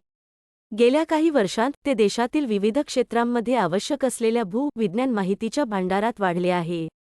GSIच्या मुख्य भूमिकेत वस्तुनिष्ठ, निःपक्षपाती आणि अद्ययावत भूवैज्ञानिक कौशल्य आणि सर्व प्रकारची भूवैज्ञानिक माहिती प्रदान करणे, धोरण निर्धारण, निर्णय आणि व्यावसायिक आणि सामाजिक आर्थिक गरजांवर लक्ष केंद्रित करणे समाविष्ट आहे. हे भारताच्या आणि त्याच्या ऑफशोअर क्षेत्राच्या सर्व भूगर्भीय प्रक्रियांच्या पृष्ठभाग आणि भूपृष्ठ दोन्हीच्या पद्धतशीर दस्तऐवजीकरणावर देखील भर देते. संस्था हे काम भूवैज्ञानिक, भूभौतिकी आणि भू-रासायनिक सर्वेक्षणांद्वारे नवीनतम आणि सर्वात किफायतशीर तंत्रे आणि पद्धती वापरून करते. जीएसआयची मुख्य कार्ये राष्ट्रीय भूवैज्ञानिक माहिती आणि खनिज संसाधन मूल्यांकनाची निर्मिती आणि अद्ययावत करण्याशी संबंधित आहेत. याचे मुख्यालय कोलकाता येथे आहे आणि लखनौ, जयपूर, नागपूर, हैदराबाद, शिलांग आणि कोलकाता येथे 6 प्रादेशिक कार्यालये आहेत. प्रत्येक राज्यात एक राज्य एकक असते. सध्या जीएसआय हे खाण मंत्रालयाशी संलग्न कार्यालय आहे. 12 फेब्रुवारी 2023. सप्तकोटेश्वर मंदिर. गोव्यातील श्री सप्तकोटेश्वर देवस्थान, नार्वे, बिचोलेम यांच्या नूतनीकरणाबद्दल पंतप्रधानांनी नुकताच आनंद व्यक्त केला आहे. सप्तकोटेश्वर मंदिराविषयी. मूळ सप्तकोटेश्वर मंदिर 12व्या शतकाच्या सुमारास कदंब घराण्याने देवार बेटावरील नार्वे येथे बांधले होते. या मंदिराचे मुख्य दैवत आहे घंटांनी चिन्हांकित एक लहान प्रवेशद्वार आहे, तर मुख्य 5 खांब असलेले हॉल कमानींनी सजवलेले आहेत. गर्भगृहाची भिंत साध्या लाकडापासून बनलेली असताना क्लिष्ट डिझाईन्स कमाल मर्यादा सुशोभित करतात. मंदिराचा मंडप एका विशिष्ट युरोपियन शैलीत बांधलेला आहे. मंदिराभोवती लेटराईट आणि दगडी गुहा आहेत. मराठा राजा शिवाजी यांनी सप्तकोटेश्वर मंदिराची पुनर्बांधणी आणि लिंगाची योग्य ठिकाणी स्थापना करण्याचे आदेश दिले. मंदिराच्या प्रवेशद्वाराजवळील दगडी फलकावर हा आदेश आजही नमूद आहे. दयानंद सरस्वती. महर्षी दयानंद सरस्वती यांच्या 200व्या जयंतीनिमित्त वर्षभर चालणाऱ्या सोहळ्याचे उद्घाटन भारताचे पंतप्रधान इंदिरा गांधी इनडोअर स्टेडियम, दिल्ली येथे करतील. दयानंद सरस्वतीबद्दल. स्वामी दयानंद सरस्वती हे तत्त्वज्ञ, सामाजिक नेते आणि वैदिक धर्माच्या सुधारणेच्या चळवळीतील आर्य समाजाचे संस्थापक होते. त्यांनी 7 एप्रिल 1875 रोजी बॉम्बेमध्ये आर्य समाजाची स्थापना केली, 10 तत्वांसह जी पूर्णपणे देव, आत्मा आणि निसर्गावर आधारित आहेत. या संघटनेने भारतीयांच्या धार्मिक धारणांमध्ये प्रचंड बदल घडवून आणले. 1876 मध्ये इंडिया फॉर इंडियन म्हणून स्वराज्याची हाक देणारे ते पहिले होते. त्यांनी कोणत्याही विशिष्ट जातीचा नव्हे तर सार्वत्रिकतेचा उपदेश केला. त्यांनी शिक्षण व्यवस्थेचा संपूर्ण फेरबदल घडवून आणला आणि त्यांना आधुनिक भारताच्या दूरदर्शींपैकी एक मानले जाते. स्वामी दयानंद सरस्वती यांची दृष्टी साकार करण्यासाठी 1886 मध्ये दयानंद अँग्लो वैदिक शाळा अस्तित्वात आल्या. पहिली डीएव्ही शाळा लाहोरमध्ये महात्मा हंसराज मुख्याध्यापक असताना स्थापन झाली. त्यांच्या सर्वात प्रभावशाली कामांपैकी एक म्हणजे सत्यार्थ प्रकाश हे पुस्तक, ज्याने भारतीय स्वातंत्र्य चळवळीत योगदान दिले. त्यांच्या अनुयायांमध्ये श्री अरबिंदो आणि एस राधाकृष्णन यांचा समावेश होता. 12 फेब्रुवारी 2023. Prepaid payment instrument. अलीकडेच reserve bank of India RBI ने G20 देशांच्या गटातील आणि अनिवासी भारतीयांना त्यांच्या व्यापारी पेमेंटसाठी P2M निवडक विमानतळांवर युनिफाईड पेमेंट इंटरफेस OP मध्ये प्रवेश करण्याची परवानगी दिली आहे. बातमीत का? आरबीआयच्या मते प्रीपेड पेमेंट इन्स्ट्रुमेंट्स PPIs जारी करण्यासाठी अधिकृत बँका आणि बिगर बँका भारताला भेट देणाऱ्या परदेशी नागरिकांना आणि NRIs यांना रुपया नामांकित पूर्ण KYC PPI जारी करू शकतात. प्रीपेड पेमेंट इन्स्ट्रुमेंट्स PPI बद्दल मुख्य तथ्य हे काय आहे? PPI ही अशी उपकरणे आहेत जी अशा साधनांवर साठवलेल्या मूल्याच्या विरुद्ध वस्तू आणि सेवा, वित्तीय सेवा, प्रेषण सुविधा इत्यादीसह खरेदी करणे सुलभ करतात. उदाहरणे: prepaid instruments smart cards, magnetic stripe cards, internet खाती, इंटरनेट वॉलेट्स, मोबाईल खाती, मोबाईल वॉलेट्स, पेपर वाउचर आणि प्रीपेड रकमेमध्ये प्रवेश करण्यासाठी वापरलेली कोणतीही साधने म्हणून जारी केली जाऊ शकतात. भारतात जारी केले जाऊ शकणारे PPI असे वर्गीकृत केले आहेत. बंद प्रणाली PPIs. हे PPIs केवळ त्या संस्थेकडून वस्तू आणि सेवांची खरेदी सुलभ करण्यासाठी एखाद्या संस्थेद्वारे जारी केले जातात आणि रोख पैसे काढण्याची परवानगी देत नाहीत. अशा साधनांच्या ऑपरेशनसाठी आरबीआयची परवानगी आवश्यक नसते. बंद सिस्टम PPIs. हे PPIs बँका, आरबीआयद्वारे मंजूर आणि नॉन बँक, आरबीआयद्वारे अधिकृत व्यापारी स्थानांवर वस्तू आणि सेवांच्या खरेदीसाठी जारी केले जातात ज्यांचा PPIs पेमेंट म्हणून स्वीकारण्यासाठी जारीकर्त्याशी विशिष्ट करार असतो. साधने. Open system PPI. हे PPI केवळ बँकांद्वारे जारी केले जातात, आरबीआयने मंजूर केलेले आणि वस्तू आणि सेवांच्या खरेदीसाठी कोणत्याही व्यापाऱ्याकडे वापरले जातात. ATM point of sale, POS terminals, business correspondents BC मधून पैसे काढण्याची देखील अशा PPIद्वारे परवानगी आहे. 12 फेब्रुवारी 2023. दिल्ली मुंबई द्रुतगती मार्ग. राजस्थानच्या दौसामध्ये दिल्ली मुंबई द्रुतगती मार्गाच्या सोहना दौसा या भागाचे पंतप्रधानांच्या हस्ते उद्घाटन होणार आहे. दिल्ली मुंबई एक्सप्रेसवे बद्दल. 1386 किलोमीटर लांबीचा हा भारतातील सर्वात लांब एक्सप्रेसवे असेल. या एक्सप्रेसवेमुळे दिल्ली ते मुंबई दरम्यानचे अंतर 1424 किमीवरून 1242 किमीपर्यंत 12% कमी होईल. दिल्ली मुंबई दरम्यानचा प्रवास वेळ 24 तासांवरून 12 तासांवर आणला जाईल. हे भारतीय राष्ट्रीय महामार्ग प्राधिकरण NHAI द्वारे 98,000 कोटी रुपये खर्चून बांधले जात आहे. हा एक्सप्रेसवे दिल्ली, हरियाणा, राजस्थान, मध्य प्रदेश, गुजरात आणि महाराष्ट्र या 6 राज्यांमधून जाईल आणि कोटा, इंदूर, जयपूर, भोपाळ, वडोदरा आणि सुरत या प्रमुख शहरांना जोडेल. वैशिष्ट्ये: हा 8-लेन प्रवेश नियंत्रित ग्रीनफील्ड एक्सप्रेसवे आहे ज्याचा भविष्यात 12 लेनपर्यंत विस्तार केला जाईल. हा आशियातील पहिला आणि वन्यजीवांच्या अनिर्बंध हालचाली सुलभ करण्यासाठी प्राणी ओव्हरपास वैशिष्ट्यीकृत करणारा जगातील दुसरा एक्सप्रेसवे आहे. हा पहिला द्रुतगती मार्ग आहे जो 21 मीटरच्या मध्यभागी महामार्गांना आतील बाजूच्या विस्तारास परवानगी देण्याच्या तत्त्वांवर विकसित केला आहे. एक्सप्रेसवे 2000 पेक्षा जास्त पाणी रिचार्ज पॉइंट्सवर 500 मीटर अंतराने रेन वॉटर हार्वेस्टिंगची सुविधा देतो. त्यात स्वयंचलित वाहतूक व्यवस्थापन यंत्रणाही असेल. 12 फेब्रुवारी 2023. भाषिनी मिशन. केंद्रीय इलेक्ट्रॉनिक्स आणि माहिती तंत्रज्ञान मंत्री यांनी अलीकडेच सांगितले की मिशन भाषिनीची क्षमता युनिफाईड पेमेंट्स इंटरफेस UPI सह एकत्रित करण्यात आली आहे जेणेकरून UPI 123 पेद्वारे 20हून अधिक स्थानिक भारतीय भाषांमध्ये डिजिटल पेमेंट उपलब्ध होईल. भाषिनी मिशनबद्दल. उपलब्ध तंत्रज्ञानाचा वापर करून विविध भारतीय भाषांमधील अडथळे दूर करणे हे स्थानिक भाषेतील भाषांतर अभियान आहे. BHASHINIHR चे उद्दिष्ट भाषांसाठी राष्ट्रीय सार्वजनिक डिजिटल प्लॅटफॉर्म तयार करण्याचे आहे.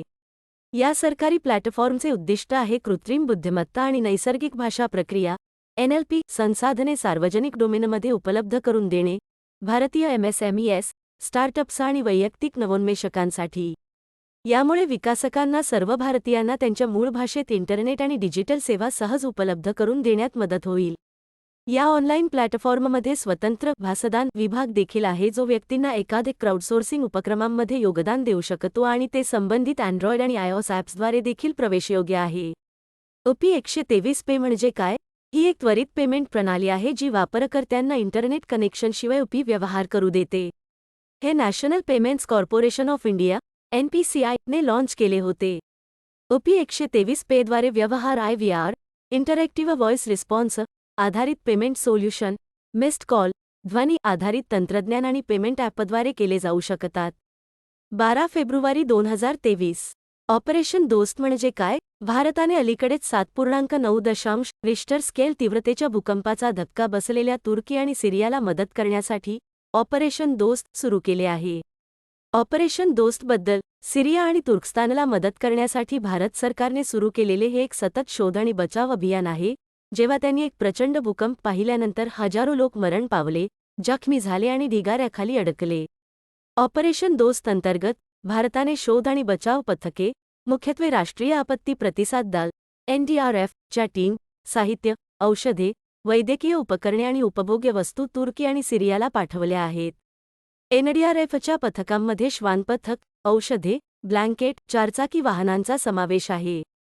भारतीय लष्कराचे वैद्यकीय तज्ज्ञांचे पथक तुर्कस्तानच्या हाताय येथे उभारलेल्या फील्ड हॉस्पिटलमध्ये जखमींना मदत करत आहे. मेडिकल, सर्जिकल आणि इमर्जन्सी वॉर्डसह हॉस्पिटल सुरू आहे. राष्ट्रीय आपत्ती प्रतिसाद दल NDRF नैसर्गिक आपत्ती आणि रासायनिक, जैविक, रेडिओलॉजिकल आणि न्यूक्लिअर डिफेन्स CBRN आपत्कालीन परिस्थितींना प्रतिसाद देण्यासाठी ही भारताची विशेष शक्ती आहे. 2005च्या आपत्ती व्यवस्थापन कायद्यानुसार या दलाची स्थापना करण्यात आली होती. NDRF हे 12 बटालियनचे एक दल आहे, जे निमलष्करी धर्तीवर संघटित होते आणि भारताच्या निमलष्करी दलातील प्रतिनियुक्तीवर असलेल्या व्यक्तींद्वारे चालवले जाते. 12 फेब्रुवारी 2023. फॉरेव्हर केमिकल्स म्हणजे काय? ऑक्सफर्ड युनिव्हर्सिटीच्या नेतृत्वाखालील अलीकडील अभ्यासात नॉर्वेच्या स्वालबार्डच्या आसपासच्या बर्फामध्ये विषारी PFASची चिंताजनक पातळी आढळून आली ज्याला कायम रसायने म्हणूनही ओळखले जाते ज्यामुळे प्रदेशातील वन्यजीवांना धोका निर्माण होतो.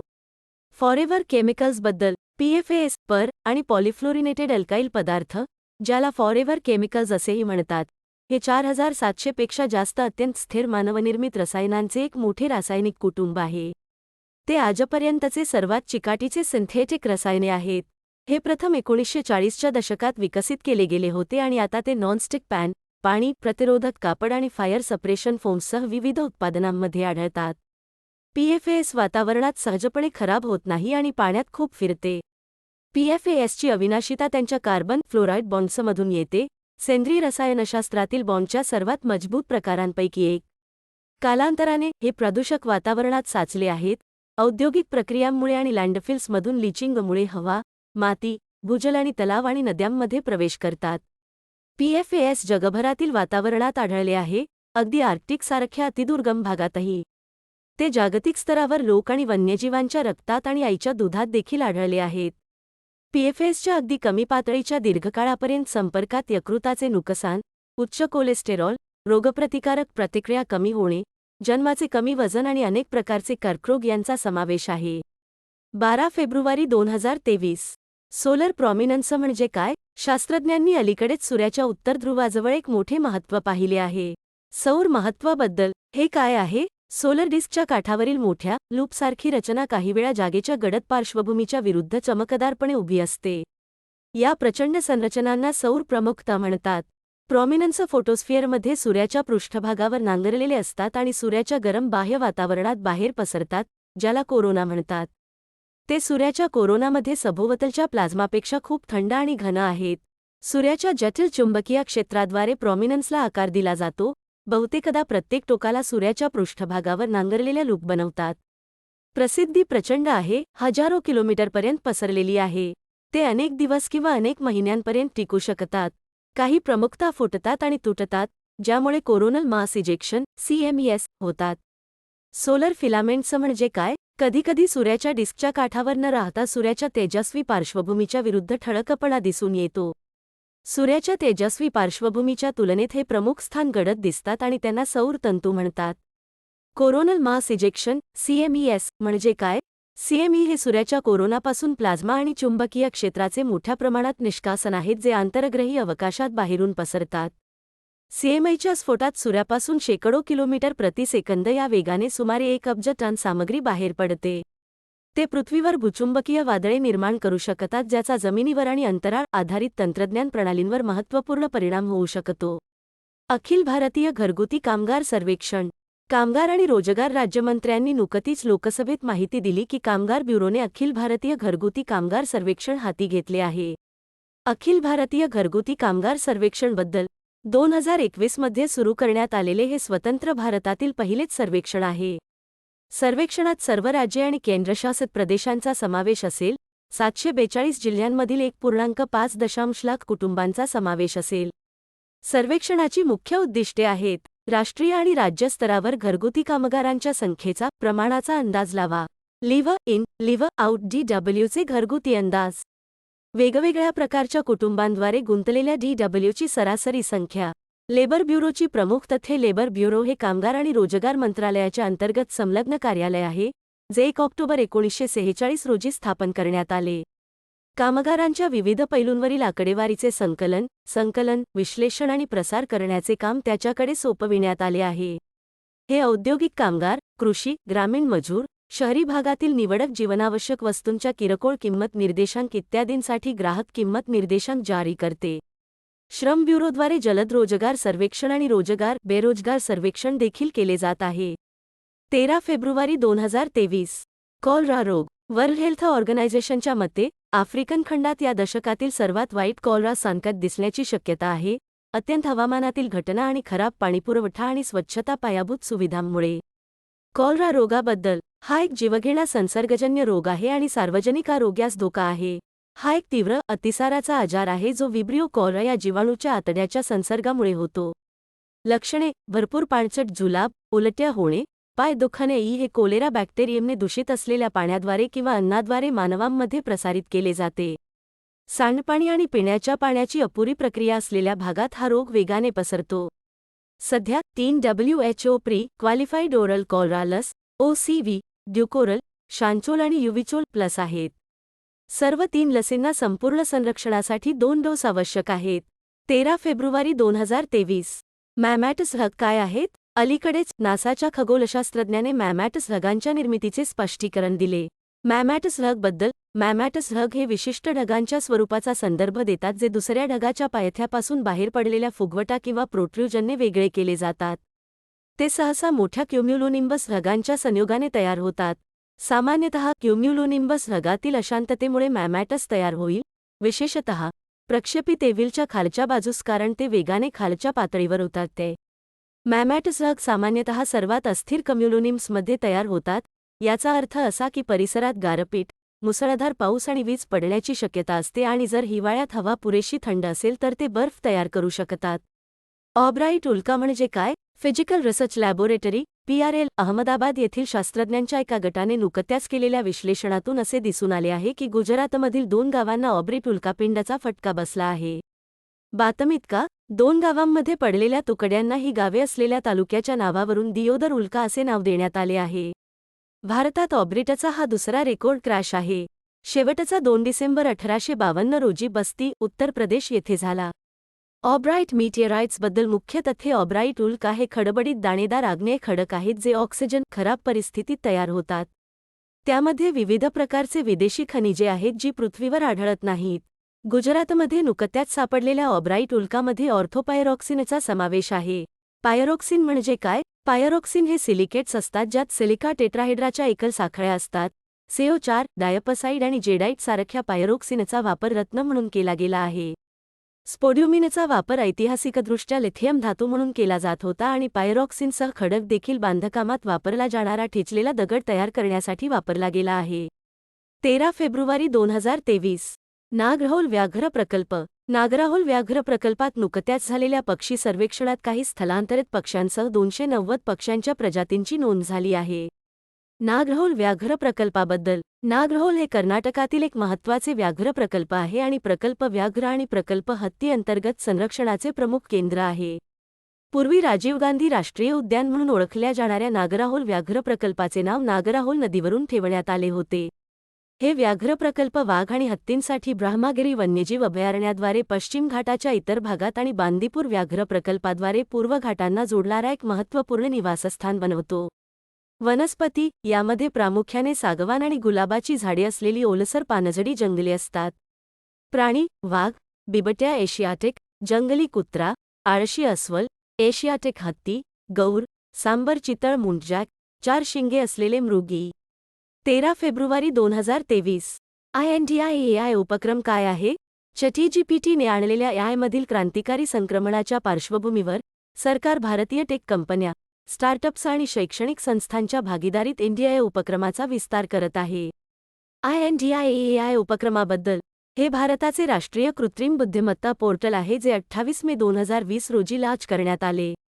हा इलेक्ट्रॉनिक्स आणि IT मंत्रालय, MIT, national governance division, NAGD आणि NASSCOM यांचा संयुक्त उपक्रम आहे.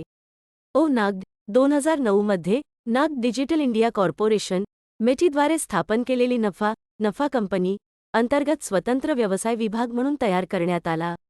NASSCOM ही एक नफा उद्योग संघटना आहे आणि भारतातील आणि सक्षम उत्पादने आणि सेवा क्षेत्रासाठी सर्वोच्च संस्था आहे. इच्छुक उद्योजक, विद्यार्थी, व्यावसायिक, शैक्षणिक आणि इतर सर्वांसाठी कृत्रिम बुद्धिमत्ता आणि संबंधित क्षेत्रांवरील हे एकमेव केंद्रीय ज्ञान केंद्र आहे. कृत्रिम बुद्धिमत्ता AI म्हणजे काय? ही संगणक विज्ञानाची एक विस्तृत शाखा आहे जी सामान्यतः मानवी बुद्धिमत्तेची आवश्यकता असते अशी कार्य करण्यास सक्षम स्मार्ट मशीन तयार करण्याशी संबंधित आहे. पँगॉंग त्सो. भारतातील पहिली गोठवलेली लेक मॅरेथॉन लडाखच्या पँगॉंग त्सो येथे होणार आहे. पंगॉंग त्सो बद्दल. पंगॉंग लेक किंवा पंगॉंग त्सो हे लडाख हिमालयात 14,000 फूट (4,350 मीटर) पेक्षा जास्त उंचीवर वसलेले एक लांब अरुंद, एंडोरेहिक, लँडलॉक्ड सरोवर आहे. हे सरोवर 5 किलोमीटर रुंद आणि 134 किलोमीटर लांब आहे. त्यातील 1/3 भाग भारतात आणि 2/3 चीनमध्ये आहे. हे जगातील सर्वात उंच खाऱ्या पाण्याचे सरोवर आहे. तलाव देखील खूप खोल आहे आणि जास्तीत जास्त 328 फूट खोलीपर्यंत पोहोचतो. वेगवेगळ्या वेळी निळे, हिरवे आणि लाल दिसणे, रंग बदलणे देखील ओळखले जाते. 13 फेब्रुवारी 2023. म्युच्युअल फंड विश्वास कोण आहेत? भांडवली बाजार नियामक securities and exchange board of India SEBI ने अलीकडेच म्युच्युअल फंडांच्या विश्वस्तांच्या भूमिकेचे आणि जबाबदारीचे पुनरावलोकन करण्याचा प्रस्ताव ठेवला आहे ज्याचा उद्देश युनिटधारकांच्या हिताचे रक्षण आहे. Mutual fund विश्वस्तांबद्दल. विश्वास गुंतवणूकदारांच्या हिताचे रक्षण करण्यासाठी आणि सेबी म्युच्युअल फंड नियमांचे पालन सुनिश्चित करण्यासाठी स्वतंत्र संस्था म्हणून काम करतात. शक्ती आणि कार्ये. विश्वास्त मंडळ किंवा विश्वास्त कंपनी म्युच्युअल फंडाची मालमत्ता युनिटधारकांच्या फायद्यासाठी ट्रस्टमध्ये ठेवते.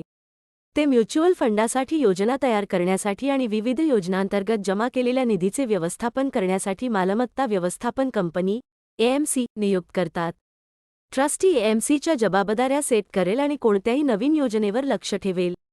म्युच्युअल फंडातील सर्व प्रमुख कर्मचारी पुरेशा पात्रता आणि कौशल्यांसह नियुक्त केले जातील याचीही ट्रस्ट खात्री देतो.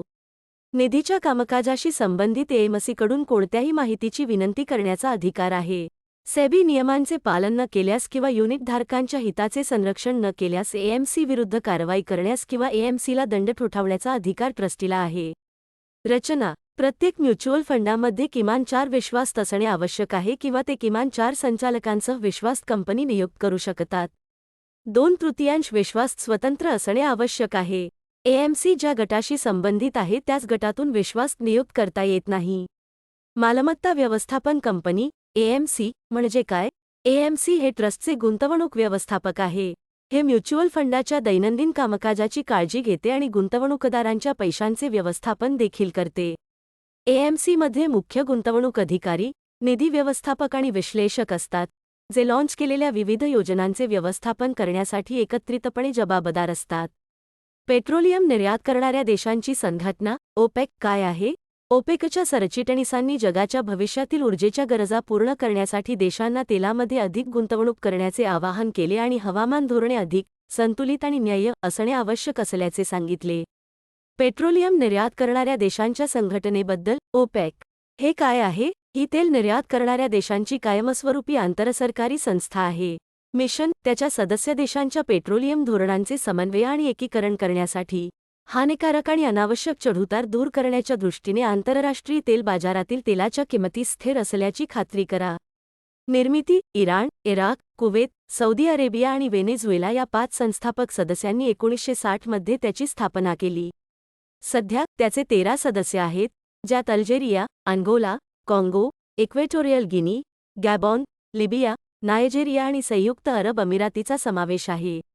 मुख्यालय व्हिएन्ना, ऑस्ट्रिया. ओपेक अधिक म्हणजे काय? हा तेल निर्यातदारांचा समूह आहे ज्यामध्ये 23 सदस्य देश असतात जे जागतिक बाजारात किती कच्चे तेल विकायचे हे ठरवण्यासाठी नियमितपणे बैठक घेतात. त्यात 13 ओपेक देश तसेच Azerbaijan, Bahrain, Brunei, Kazakhstan, Russia, Mexico, Malaysia, दक्षिण सुदान, सुदान आणि ओमान यांचा समावेश आहे. 13 फेब्रुवारी 2023. ख्रिस्त रिडीमर पुतळा. ब्राझीलच्या क्रायस्ट द रिडीमरच्या पुतळ्याला नुकताच वीज पडली आणि विजेचे फोटो सोशल मीडियावर व्हायरल झाले. ख्रिस्त रिडीमर पुतळ्याबद्दल. स्थान हे माउंट कॉर्कोवाडो, रिओ दी जानेरो, दक्षिणपूर्व ब्राझीलच्या शिखरावर आहे. यात ख्रिस्त हात ओलांडून उभा राहून शहराकडे पाहत असल्याचे चित्र आहे. हे 1931 मध्ये पूर्ण झाले आणि 98 फूट 30 मीटर उंच आहे. त्याचे क्षैतिज पसरलेले हात 92 फूट 28 मीटर आहेत. हे प्रबलित काँक्रीटचे बनलेले आहे आणि जगातील सर्वात मोठे आर्ट डेको शैलीतील शिल्प आहे. आर्ट डेको म्हणजे काय? आर्ट डेको, ज्याला स्टाईल मॉडर्न देखील म्हटले जाते, ही सजावटीच्या कला आणि वास्तुकलामधील एक चळवळ आहे जी 1920 च्या दशकात उद्भवली आणि 1930 च्या दशकात पश्चिम युरोप आणि युनायटेड स्टेट्समध्ये एक प्रमुख शैली म्हणून विकसित झाली. ही एक आधुनिक कला शैली आहे जी कलात्मक स्पर्शांसह कार्यात्मक वस्तूंना जोडण्याचा प्रयत्न करते. ही चळवळ ललित कला, चित्रकला आणि शिल्पकला पेक्षा वेगळी आहे, जिथे कलावस्तूचा व्यावहारिक हेतू किंवा मनोरंजक दृश्य प्रदान करण्यापलीकडे वापर नाही. आर्ट डेको कामे सममितीय, भौमितिक, सुव्यवस्थित, अनेकदा साधे आणि डोळ्यांना आनंद देणारी असतात. आर्ट डेको डिझाईनचे प्रतिनिधित्व आधुनिकता फॅशनमध्ये झाले.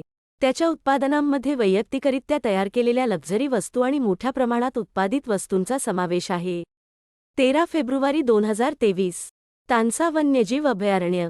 तानसा वन्यजीव अभयारण्यात प्रथमच पक्षी सर्वेक्षण नुकतेच करण्यात आले आणि स्वयंसेवकांनी पक्ष्यांच्या 186 प्रजातींची नोंद केली. तानसा वन्यजीव अभयारण्याबद्दल. स्थान हे महाराष्ट्राच्या ठाणे जिल्ह्यात पश्चिम घाटाच्या पायथ्याशी मुंबईच्या 90 किलोमीटर ईशान्येस स्थित आहे. पक्षी निरीक्षकांसाठी हे नंदनवन म्हणून ओळखले जाते. त्यात तानसा आणि वैतरणा या 2 नद्या आहेत आणि अभयारण्याला त्याचे नाव आर फॉर्मवरून मिळाले आहे, जे अभयारण्याला 2 भागांमध्ये विभाजित करते. खर्डी, वैतरणा, वाडा आणि शहापूर पर्वतरांगांच्या आसपासच्या जंगलांसह तानसा तलावाचे पाणलोट क्षेत्र हे अभयारण्य तयार करते. तानसा जलाशय, वैतरणा आणि भातसा जलाशयांसह मुंबई आणि ठाणे शहरांसाठी पाण्याचा प्रमुख स्रोत आहे. तानसा अभयारण्याच्या आत माहुली येथे 762 मीटर उंच टेकडीवर वसलेला किल्ला आहे. वनस्पती अभयारण्यात दक्षिणेकडील उष्णकटिबंधीय अर्ध पर्णपाती जंगल आहे, ज्यामध्ये काही सदाहरित जंगले आहेत. वनस्पती यात कळंब, बिबळा, खैर, हेड, साग आणि बांबू या झाडांचा समावेश होतो. प्राणी अभयारण्यात किमान 54 प्रजातींचे प्राणी आणि 200 पक्ष्यांच्या प्रजाती आहेत. प्रमुख वन्य प्राणी म्हणजे पॅथर, बाक एंड डिअर, माऊस डिअर, हायना, रानडुक्कर, गिधाडांच्या 2 गंभीरपणे धोक्यात आलेल्या जिप्स प्रजाती, असुरक्षित पॅलास फिश, ईगल हॅलियाइटस ल्युकोरिफस देखील येथे दिसतात. 14 February 2023 Indian council of historical research ICHR म्हणजे काय? केंद्रीय शिक्षणमंत्र्यांनी नुकतीच लोकसभेत माहिती दिली की ICHRने भारतीय इतिहासाचे पुनर्लेखन करण्यासाठी कोणताही प्रकल्प सुरू केलेला नाही आणि तो फक्त अवकाश भरून काढत आहे. Indian council of historical research ICHR बद्दल ICHR ही भारत सरकारच्या शिक्षण मंत्रालयाच्या अंतर्गत एक स्वायत्त संस्था आहे. त्याची स्थापना 1972 मध्ये प्रशासकीय आदेशाद्वारे करण्यात आली. ICHRची नोंदणी सोसायटी नोंदणी कायदा 1860चा कायदा 21 अंतर्गत साहित्यिक आणि सेवाभावी संस्था म्हणून करण्यात आली. पुणे, महाराष्ट्र, बेंगळुरू, कर्नाटक आणि गुवाहाटी, आसाम येथे प्रादेशिक केंद्रांसह ICHR दिल्ली येथे स्थित आहे. ICHRला उच्च शिक्षण विभागाकडून अनुदान, विविध भारतीय राज्यांकडून अनुदान, खाजगी देणग्या आणि ICHRच्या प्रकाशनांच्या विक्रीतून मिळणारे उत्पन्न प्राप्त होते. ICHR भारतीय तसेच परदेशी विद्वानांना त्यांच्या फेलोशिप्स, अनुदान आणि सिम्पोसियासाठीच्या अर्जांवर संशोधन करण्यासाठी निधी वितरित करते. ICHRला किंवा मनुष्यबळ विकास मंत्रालयाद्वारे. उद्दिष्टे इतिहासकारांना एकत्र आणा आणि त्यांच्यात विचार विनिमय करण्यासाठी एक मंच प्रदान करा. इतिहासाच्या वस्तुनिष्ठ आणि वैज्ञानिक लेखनाला राष्ट्रीय दिशा द्या आणि इतिहासाचे तर्कशुद्ध सादरीकरण आणि अर्थ लावा. ज्या क्षेत्रांकडे आतापर्यंत पुरेसे लक्ष दिले गेले नाही अशा क्षेत्रांवर विशेष भर देऊन इतिहासातील संशोधनाला चालना देणे, गती देणे आणि समन्वय साधणे. विविध क्षेत्रांमध्ये संशोधन प्रयत्नांचे संतुलित वितरण समन्वयित करण्यासाठी, ऐतिहासिक संशोधनासाठी सर्व संबंधितांकडून समर्थन आणि मान्यता मिळवणे आणि आवश्यक प्रसार आणि परिणामांचा वापर सुनिश्चित करणे. 14 फेब्रुवारी 2023 मारबर्ग विषाणू रोग काय आहे? वर्ल्ड हेल्थ ऑर्गनायझेशनने अलीकडेच म्हटले आहे की इक्वेटोरियल गिनीने मारबर्ग रोगाचा प्रथमच उद्रेक झाल्याची पुष्टी केली आहे.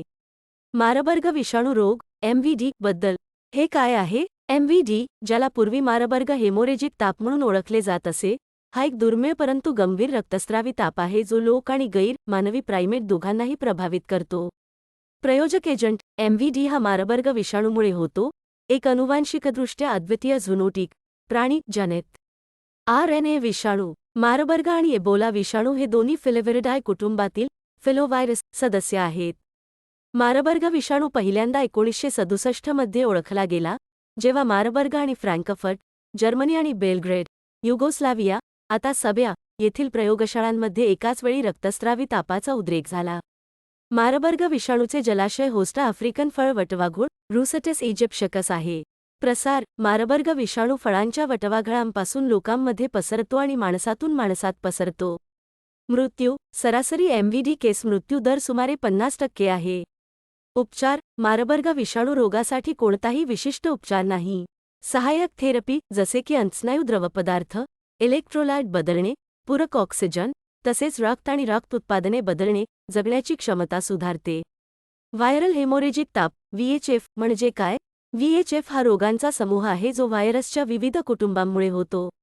व्हायरल हेमोरॅजिक फीवर या शब्दाचा अर्थ शरीराच्या अनेक अवयव प्रणालींवर परिणाम होतो, संपूर्ण हृदय व रक्तवाहिन्यासंबंधी प्रणालीला हानी पोहोचवते आणि शरीराची स्वतःहून कार्य करण्याची क्षमता कमी करते. काही VHF सौम्य आजारांना कारणीभूत ठरतात, तर काही गंभीर, जीवघेणे रोग होऊ शकतात. बहुतेक VHFला ज्ञात उपचार किंवा लस नाही. राष्ट्रपती रंग पुरस्कार काय आहे? हरियाणा पोलीस अकादमी येथे होणाऱ्या समारंभात केंद्रीय गृहमंत्री राज्य पोलिसांना राष्ट्रपती रंग पुरस्कार प्रदान करतील. राष्ट्रपती रंग पुरस्काराबद्दल राष्ट्रपतींचा रंग हा सर्वोच्च सन्मानांपैकी एक आहे जो कोणत्याही लष्करी युनिट, लष्करी प्रशिक्षण आस्थापना आणि भारताच्या राज्य, केंद्रशासित प्रदेश पोलीस दलांना दिला जाऊ शकतो. शांतता आणि युद्धात राष्ट्रासाठी केलेल्या अपवादात्मक सेवेच्या सन्मानार्थ हे प्रदान केले जाते. याला हिंदीत राष्ट्रपती का निशान असेही म्हणतात. 27 मे 1951 रोजी डॉक्टर राजेंद्र प्रसाद यांनी राष्ट्रपती रंगाने सन्मानित केलेले भारतीय नौदल हे पहिले भारतीय सशस्त्र दल होते. पुरस्कार एक विशेष ध्वज, ज्याला निशान म्हणूनही ओळखले जाते, हा पुरस्काराचा भाग म्हणून युनिटला दिला जातो. ध्वजाच्या मध्यभागी एक सोनेरी किनार आहे, त्यामध्ये संबंधित लष्करी तुकडी, प्रशिक्षण आस्थापना आणि केंद्रातील पोलीस दलांचे चिन्ह आहे. ध्वजात बोधवाक्य, महत्त्वाची कामगिरी आणि त्या लष्करी तुकड्यांचा लढाईत सहभाग असू शकतो ज्यांना पुरस्कार दिला जातो. कोणत्याही औपचारिक परेड दरम्यान राष्ट्रपतींचा रंग एका विशेष स्थानावर ठेवला जातो आणि सैनिक अनेकदा त्यांच्या स्थापना वर्धापन दिनासारख्या महत्त्वाच्या तारखांना राष्ट्रपतींच्या रंगासह मार्च करतात. 14 फेब्रुवारी 2023 बजेट 2023 ठळक मुद्दे. केंद्र सरकारने 2023च्या अर्थसंकल्पात सप्तर्षी नावाच्या 7 प्राधान्यक्रमांची यादी केली आहे. समावेशक विकास, शेवटचा माल वितरण, पायाभूत सुविधा, हरित वाढ, युवा शक्ती, अनोखी क्षमता आणि आर्थिक समावेश. लास्ट माईल डिलिव्हरी अंतर्गत प्रमुख उपक्रम. आदिवासी कल्याण, आकांक्षी ब्लॉक्स कार्यक्रम. विविध विकास पॅरामीटर्सवर मागे पडणाऱ्या ब्लॉक्सची कार्यक्षमता सुधारणे हे त्याचे उद्दिष्ट आहे. यामुळे अतिरिक्त सहाय्य आवश्यक असलेल्या क्षेत्रांमध्ये सर्वांगीण विकास शक्य होईल.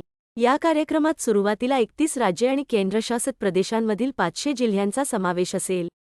यातील निम्म्याहून अधिक ब्लॉक्स 6 राज्यांमध्ये आहेत: उत्तर प्रदेश 68 ब्लॉक, बिहार 61, मध्य प्रदेश 42, झारखंड 34, ओडिशा 29 आणि पश्चिम बंगाल 29. हे 2018 मध्ये सुरू करण्यात आलेल्या आकांक्षी जिल्हा कार्यक्रमाच्या धर्तीवर आहे आणि त्यात देशभरातील 112 जिल्ह्यांचा समावेश आहे. प्रधानमंत्री पीव्हीटीजी विकास अभियान हे मिशन विशेषतः असुरक्षित आदिवासी गटांना सुरक्षित घर, शुद्ध पिण्याचे पाणी, शिक्षण, पोषण, रस्ते आणि दूरसंचार कनेक्शन आणि उपजीविकेसह संतृप्त करेल. पुढील 3 वर्षांत 15,000 कोटी रुपयांचे बजेट या मिशनसाठी समर्पित केले जाईल. या योजनेचा लाभ 3.5 लाख आदिवासींना होणार आहे. एकलव्य मॉडेल निवासी शाळा. दुर्गम भागातील एसटी मुलांना दर्जेदार शिक्षण देण्यासाठी EMRSची सुरुवात 1997 ते 98 मध्ये झाली. अंमलबजावणी मंत्रालय, आदिवासी व्यवहार मंत्रालय. 50% पेक्षा जास्त एसटी लोकसंख्या आणि किमान 20,000 आदिवासी व्यक्ती असलेल्या प्रत्येक ब्लॉकमध्ये EMRSची स्थापना केली जाईल.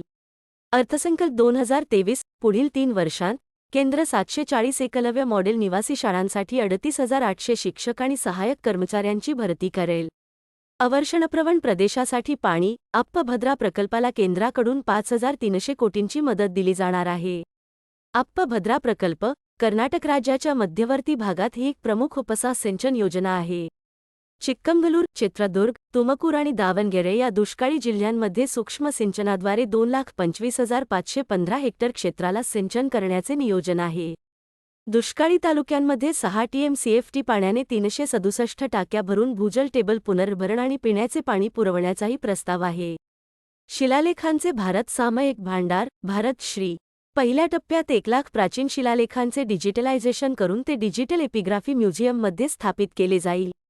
बजेट 2023 ठळक मुद्दे. केंद्र सरकारने 2023च्या अर्थसंकल्पात सप्तर्षी नावाच्या 7 प्राधान्यक्रमांची यादी केली आहे. समावेशक विकास, शेवटचा माल वितरण, पायाभूत सुविधा, हरित वाढ, युवा शक्ती, अनोखी क्षमता आणि आर्थिक समावेश. सर्वसमावेशक विकास अंतर्गत प्रमुख उपक्रम.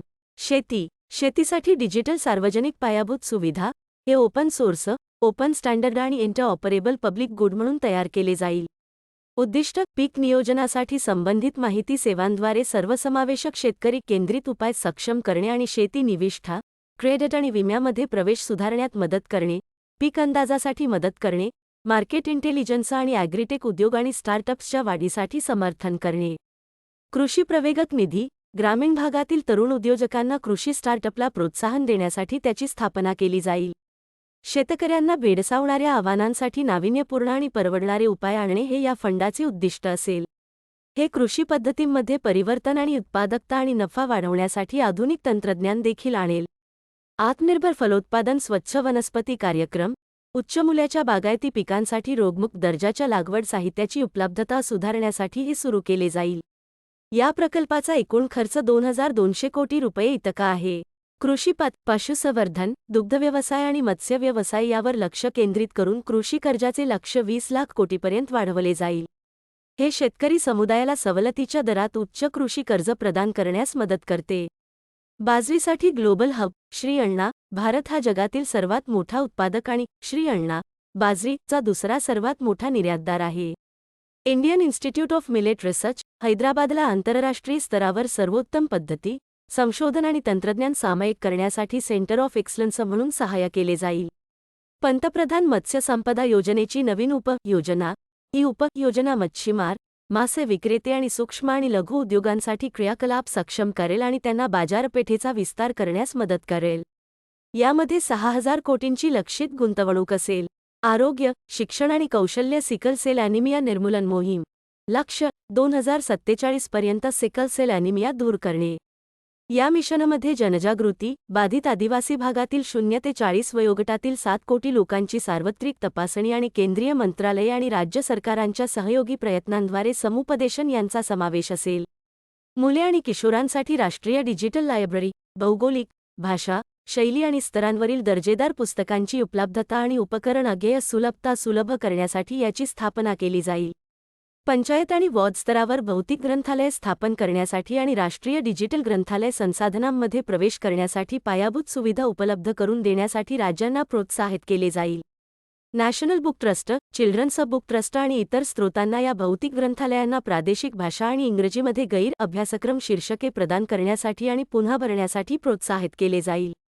वापरकर्ते प्राथमिक ते पदव्युत्तर स्तरापर्यंतच्या शैक्षणिक साहित्यात प्रवेश करू शकतात. 14 फेब्रुवारी 2023. तापस UAV म्हणजे काय? अलीकडेच भारताच्या पंतप्रधानांनी 12,000 फूट उंचीवरून रिहर्सल दरम्यान स्वदेशी विकसित मध्यम उंचीच्या लॉंग एन्ड्युरन्स तापस UAV मधून कॅप्चर केलेल्या ग्राउंड आणि एअर डिस्प्लेचे हवाई कव्हरेज शेअर केले आहे. तापस UAV बद्दल. हे तापस BH aerial surveillance beyond horizon 201 साठी सामरिक एअरबोर्न प्लॅटफॉर्म म्हणून ओळखले जाते. पूर्वी रुस्तम 2 म्हणून ओळखले जात असे. UAVचे नाव रुस्तम दमानिया यांच्या नावावर आहे, जे Indian institute of science IISc, Bengaluru येथील माजी प्राध्यापक आहेत. हे एरोनॉटिकल डेव्हलपमेंट एस्टॅब्लिशमेंट एड, बेंगळुरूद्वारे डिझाईन आणि विकसित केले आहे, ज्याचे उत्पादन भागीदार हिंदुस्तान एरोनॉटिक्स लिमिटेड आणि भारत इलेक्ट्रॉनिक्स लिमिटेड आहेत. हे पाळत ठेवणे आणि टोपण ISR भूमिका पार पाडण्यासाठी विकसित केले जात आहे आणि प्रगत पेलोडचे वेगवेगळे संयोजन वाहून नेण्यास सक्षम आहे आणि इतरांमध्ये स्वयं लँडिंग करण्यास सक्षम आहे. हे रिअल टाइम, उच्च गुणवत्तेची चित्रे मिळविण्यासाठी आणि मध्यम ते लांब श्रेणीतील चिंतेच्या क्षेत्रांमधून सिग्नल बुद्धिमत्ता प्राप्त करण्यासाठी डिझाईन केले जात आहे. तांत्रिकदृष्ट्या ते उपलब्ध समकालीन UAVशी जुळते आणि आयात केलेल्यांपेक्षा स्वस्त देखील आहे. स्रोत: पंतप्रधानांनी स्वदेशी विकसित मध्यम उंचीच्या लॉंग एन्ड्युरन्स तापस UAV मधून कॅप्चर केलेले ग्राउंड आणि एअर डिस्प्लेचे हवाई कव्हरेज शेअर केले. इन्फोक्रॉप सिम्युलेशन मॉडेल. अलीकडेच दिल्लीतील भारतीय कृषी संशोधन संस्थेतील IRI शास्त्रज्ञांनी इन्फोक्रॉप आवृत्ती 2.1 वापरून पंजाब आणि हरियाणामधील उष्ण हवामानाचा पीक उत्पादनावर होणारा परिणाम मोजण्यासाठी अशा प्रकारचा पहिला प्रयोग केला. इन्फोक्रॉप सिम्युलेशन मॉडेलबद्दल. 2004 मध्ये IRIद्वारे इन्फोक्रॉप आवृत्ती 1 लॉन्च करण्यात आली, जी नियमितपणे अपडेट केली जात आहे. हे पीक उत्पादन, कीटकांमुळे होणारे नुकसान आणि उष्णकटिबंधीय वातावरणात कृषी संस्थेचा पर्यावरणीय परिणाम यांचे मूल्यांकन करण्यासाठी डायनॅमिक सिम्युलेशन मॉडेल आहे. यामध्ये भात, गहू, मका, ज्वारी, मोती बाजरी, कबूतर वाटाणा, चणे, सोयाबीन, भुईमूग, बटाटा आणि कापूस या 11 पिकांच्या जवळपास सर्व स्थानिक जातींचा जीवनचक्र डेटा आहे. हे विविध वाढ आणि उत्पन्न मापदंड, नायट्रोजनचे सेवन, हरितगृह वायू उत्सर्जन, मातीचे पाणी आणि नायट्रोजन शिल्लक यावर दररोज आणि सारांश आउटपुट प्रदान करते. इन्फोक्रॉप आवृत्ती 2.1 भारतातील एकमेव डायनॅमिक क्रॉप सिम्युलेशन मॉडेल विकसित आणि 2015 मध्ये IRIद्वारे प्रकाशित केले गेले आहे, जेणेकरून हवामान बदल आणि पीक व्यवस्थापन पद्धतींचा उत्पादनावर दीर्घकालीन प्रभावाचा अभ्यास केला जाईल.